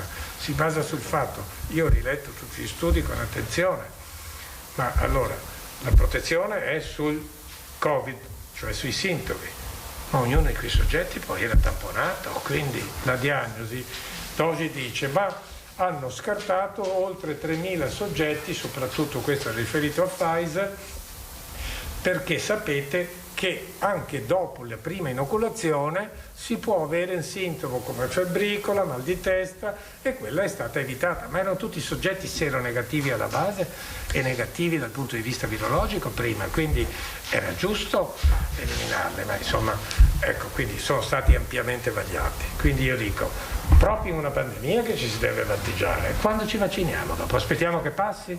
Ha da passare la nottata? O facciamo allora come gli inglesi, mettiamo dentro i vecchietti e chiediamo tutto. E allora ci sono 3 cose importanti. Uno, il diritto alla salute, che è sancito dall'articolo 32 della Costituzione. Io direi che le altre cose sullo stesso piano, su un piano, sono salute, lavoro, economia, e cultura e scuola. Ecco, noi siamo. Quindi bisogna anche trovare un raccordo tra tutto ciò. Quindi un lockdown, io credo che se vogliamo fare un lockdown completo fino a che passa questa pandemia, io credo che non possiamo permettercelo, ma non spetta a me dirlo, ma vi ricordo anche che io non ho conoscenza di nessuna pandemia nella storia dell'umanità che sia durata più di 2 anni. Dalla peste del 1348, quando è arrivata dalla Turchia, con i navi a Venezia, dal vaiolo, sono tutte, o da quelle pandemie influenzali, sono tutte durate. Perché? Non è mica che siano sparite, ricircolavano, eccetera, eccetera. Ma possiamo confidare che i 2 anni partano a ritroso dai 4 mesi che ci sono stati nascosti, tanto per fare i conti con l'Oster? Insomma, io le dico la storia del coronavirus. Ne abbiamo 4 che danno il raffreddore. Sappiamo che uno è entrato 1000 anni fa, un altro 100, altri 10 anni fa, e circolano tra di noi, continuano a circolare. Io credo che questo dovrebbe essere il destino di un virus con queste caratteristiche, ecco.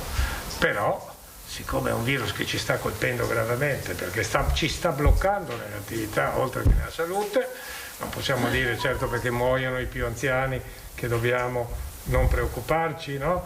Allora è chiaro che dobbiamo mettere in atto tutto adesso e subito. E se Tosato ha terminato, passerei a Moscati, poi a Prigioni e a Pretolani. E a Milva avevi domande? No, dopo? Sì, buongiorno professore. Una era proprio questa che volevo capire, visto che lei aveva già detto durano 2 anni e da quando partiamo, ma comunque... Lo dico in termini generali, ovviamente. Appunto. Lo dico rifacendomi alla storia. Sì. Delle malattie infettive. Al di là di questo, io volevo chiedere, prima lei ha passato un attimo, nessuno si chiede riguardo i vaccini, cosa sta facendo la Cina, cosa sta facendo il Giappone, eccetera. Noi abbiamo un settore, abbiamo visto scomparire i cinesi per 4-5 mesi e a detta delle voci erano andati in Cina a vaccinarsi. È vera questa leggenda metropolitana oppure ci dica lei cosa sta succedendo nel resto del mondo? Allora, la prima parte, io ho detto che la storia è di 2 anni, però noi stiamo cambiando il mondo. Allora, è chiaro che io faccio dei raffronti quando l'umanità era di 1 miliardo, di 2 miliardi, di 3 miliardi o di 500 milioni, oggi siamo quasi 8 miliardi. Non solo, ma di queste pandemie dovremmo trarre una lezione, perché a parte della storia che sia naturale o no, ma è sempre l'uomo che le produce, perché stiamo alterando l'ambiente. Guardi che non solo questi, ma i virus che abbiamo avuto, Dengue, Zika, che arrivano, West Nile, perché arrivano? Perché è alterato l'ambiente, la temperatura, abbiamo vettori artropodi zazzare che prima non avevamo, quindi ecco perché dico e mi riservo sempre, c'è un punto di domanda, perché le condizioni cambiano, quindi qua siamo in tantissimi e la globalizzazione oggi è diffusa. Una volta la peste arrivava con una nave e poi arrivava in un porto, poi andava pian pianino all'altro, quindi torniamo poi ai cinesi.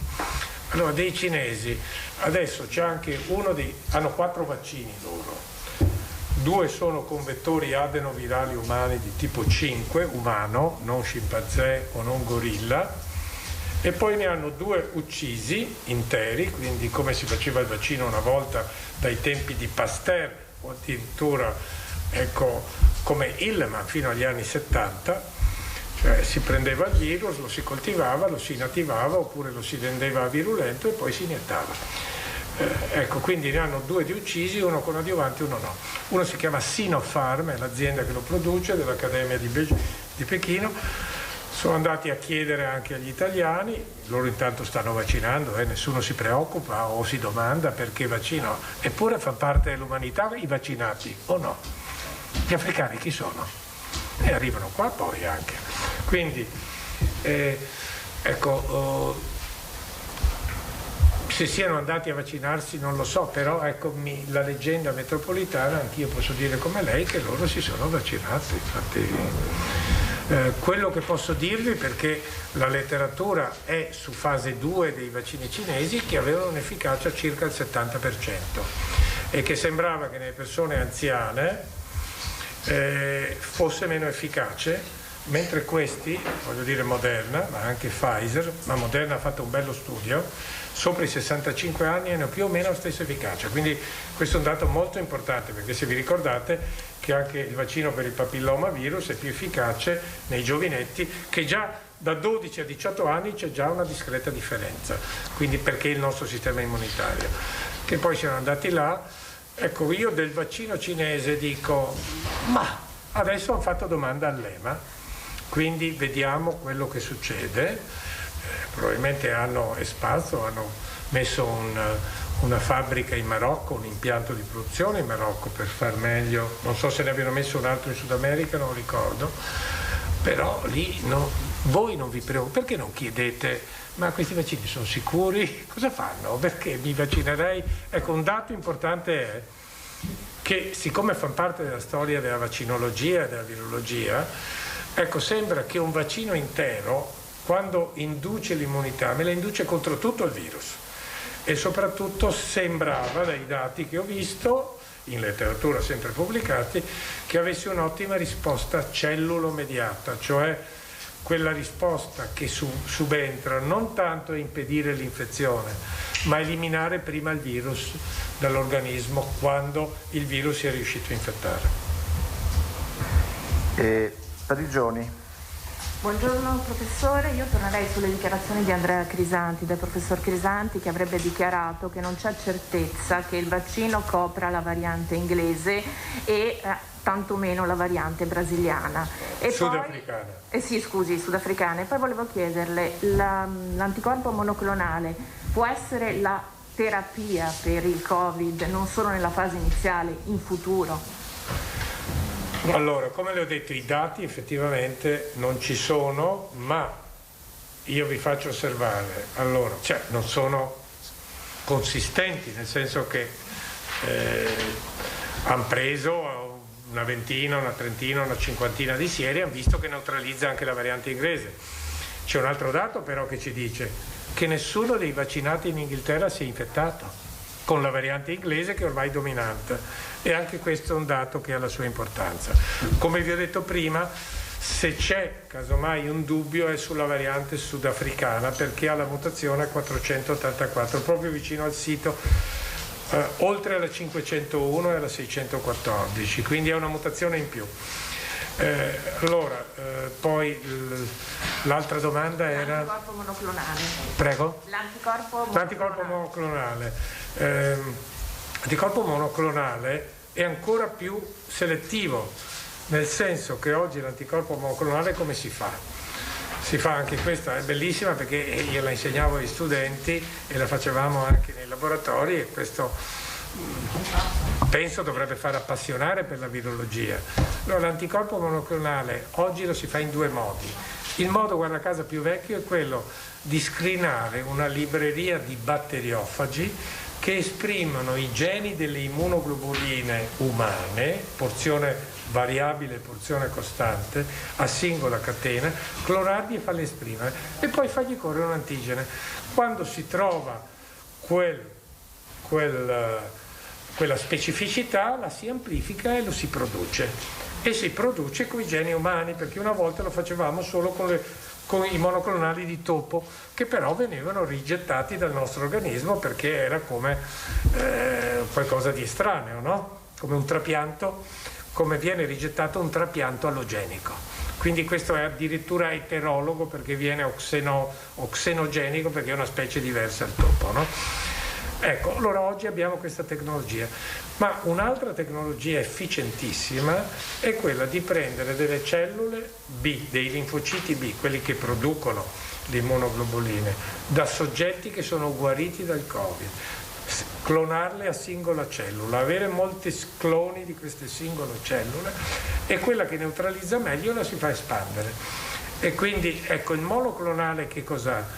Siccome può essere con una specificità con solo 2 catene invece che 4, ma ha una specificità molto elevata. Vuol dire che se quel virus muta, quel monoclonale non è come la diversificazione della mia risposta immunitaria con tanti anticorpi che bloccano varie porzioni di quella proteina S, che come vi ho ricordato è lunga 1850 aminoacidi. Quindi il monoclonale ha questo problemino.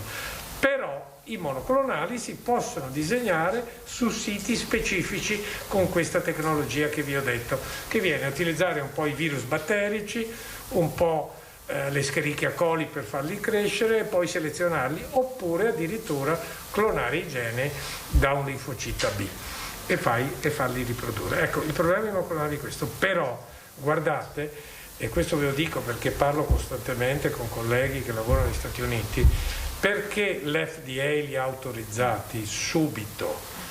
Perché si sono accorti dell'efficacia, era una fase 2, ma guardate che negli Stati Uniti adesso si potrebbero fare a casa ma non si può perché è un'infusione di circa 20 minuti e poi bisogna attendere un'ora per vedere se c'è una reazione.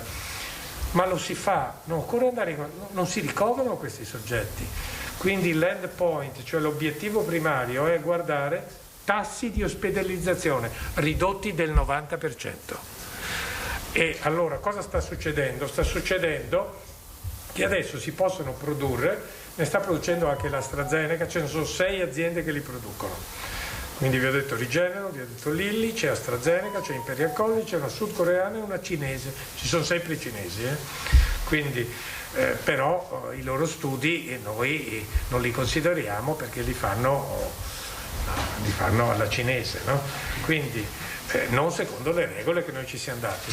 Ecco, quindi questo può essere l'unico, ma adesso stanno uscendo quelli per via intramuscolo, quindi si possono concentrare e invece di fare un'infusione che dura 20 minuti e che può avere reattività, mi inoculo una quantità piccolissima in intramuscolo, vuol dire che può venire il medico della comunità, il medico di medicina generale, della comunità territoriale, territorio USCA, a farvela a casa un domani. Questa è l'importanza, quindi monoclonale, terapia, il vaccino e prevenzione. Grazie. Pretolani e poi Andriolli, poi il professore si dovrà rassegnare a fare un po' di interviste successive. Pretolani. Purtroppo. Anche con una TV cinese. Prego. Pretolani, Telenuovo, buongiorno professore. Volevo chiederle cosa ne pensa a proposito di vaccini, di quegli operatori sanitari che rifiutano, non vogliono vaccinarsi. E poi in parte ha già risposto prima dicendo che non conosce di pandemie durate più di 2 anni. Volevo chiederle anche secondo lei il suo parere quando ne usciremo in generale. Questo è un parere più che... Allora, operatori sanitari, ecco, io dico che soprattutto in un momento come questo chi si occupa di sanità dovrebbe avere non solo quel diritto che gli è garantito dalla Costituzione, ma il dovere di pensare agli altri. Vabbè, l'ha detto anche il Papa, quindi prendetelo, ma insomma io lo dicevo agli studenti, deve avere il dovere di vaccinarsi perché è un esempio tra l'altro. E poi un operatore sanitario che non si vaccina, se vogliamo diciamolo fino in fondo, purtroppo è un vecchio vizio, perché se la vaccinazione anti-influenzale chi la fa meno di tutti sono i medici e gli infermieri, e quando la copertura era del 50-55% era la metà di questo, quindi dovrebbero sentire, ma quello che ho visto i dati, ma soprattutto nel Veneto, non mi pare che ci sia questo, oltre il 90% di adesioni subito, quindi ecco questo dico. La seconda domanda, Data esatta. io direi allora, la domanda, ecco, io risponderei so di non sapere, no? Come diceva et si de ignorizzo, diceva Socrate, no? Dunque non so. Era l'uomo più intelligente perché l'oracolo di Delfi diceva è il più saggio della grecità, proprio perché sapeva di non sapere. Vi ho detto, le variabili sono cambiate. Allora, questo virus, sia naturale o meno, poco importa, però ha avuto un impatto fondamentale in una società globalizzata, è andato in tutto il mondo, continua a essere là, non si ferma ancora. Quando ne usciamo? Io dico che una qualche idea ce la potremmo fare verso il periodo primaverile, aprile, maggio, perché se vi ricordate anche nella prima fase questo è venuto perché avviene. Perché l'attività all'aria aperta, il virus si diffonde meno, radiazione ultravioletta, la luce è dalle 5 di mattina fino alle 10 di sera, condizioni atmosferiche e quant'altro. Quindi io credo che se vedremo un consistente calo a marzo, aprile, ecco quello che è auspicabile, in più c'è la vaccinazione, io credo che potremmo cominciare a guardare con certo ottimismo. Ecco, qua mi fermo. E chiudiamo con Andriolli. Salta perché facciamo un'intervista a parte. Bene, e con questo mi pare. Ringraziamo per la disponibilità, grazie. E per l'attenzione che ha per il Veneto sempre. Posso parlare? Grazie. Cosa dici? Questo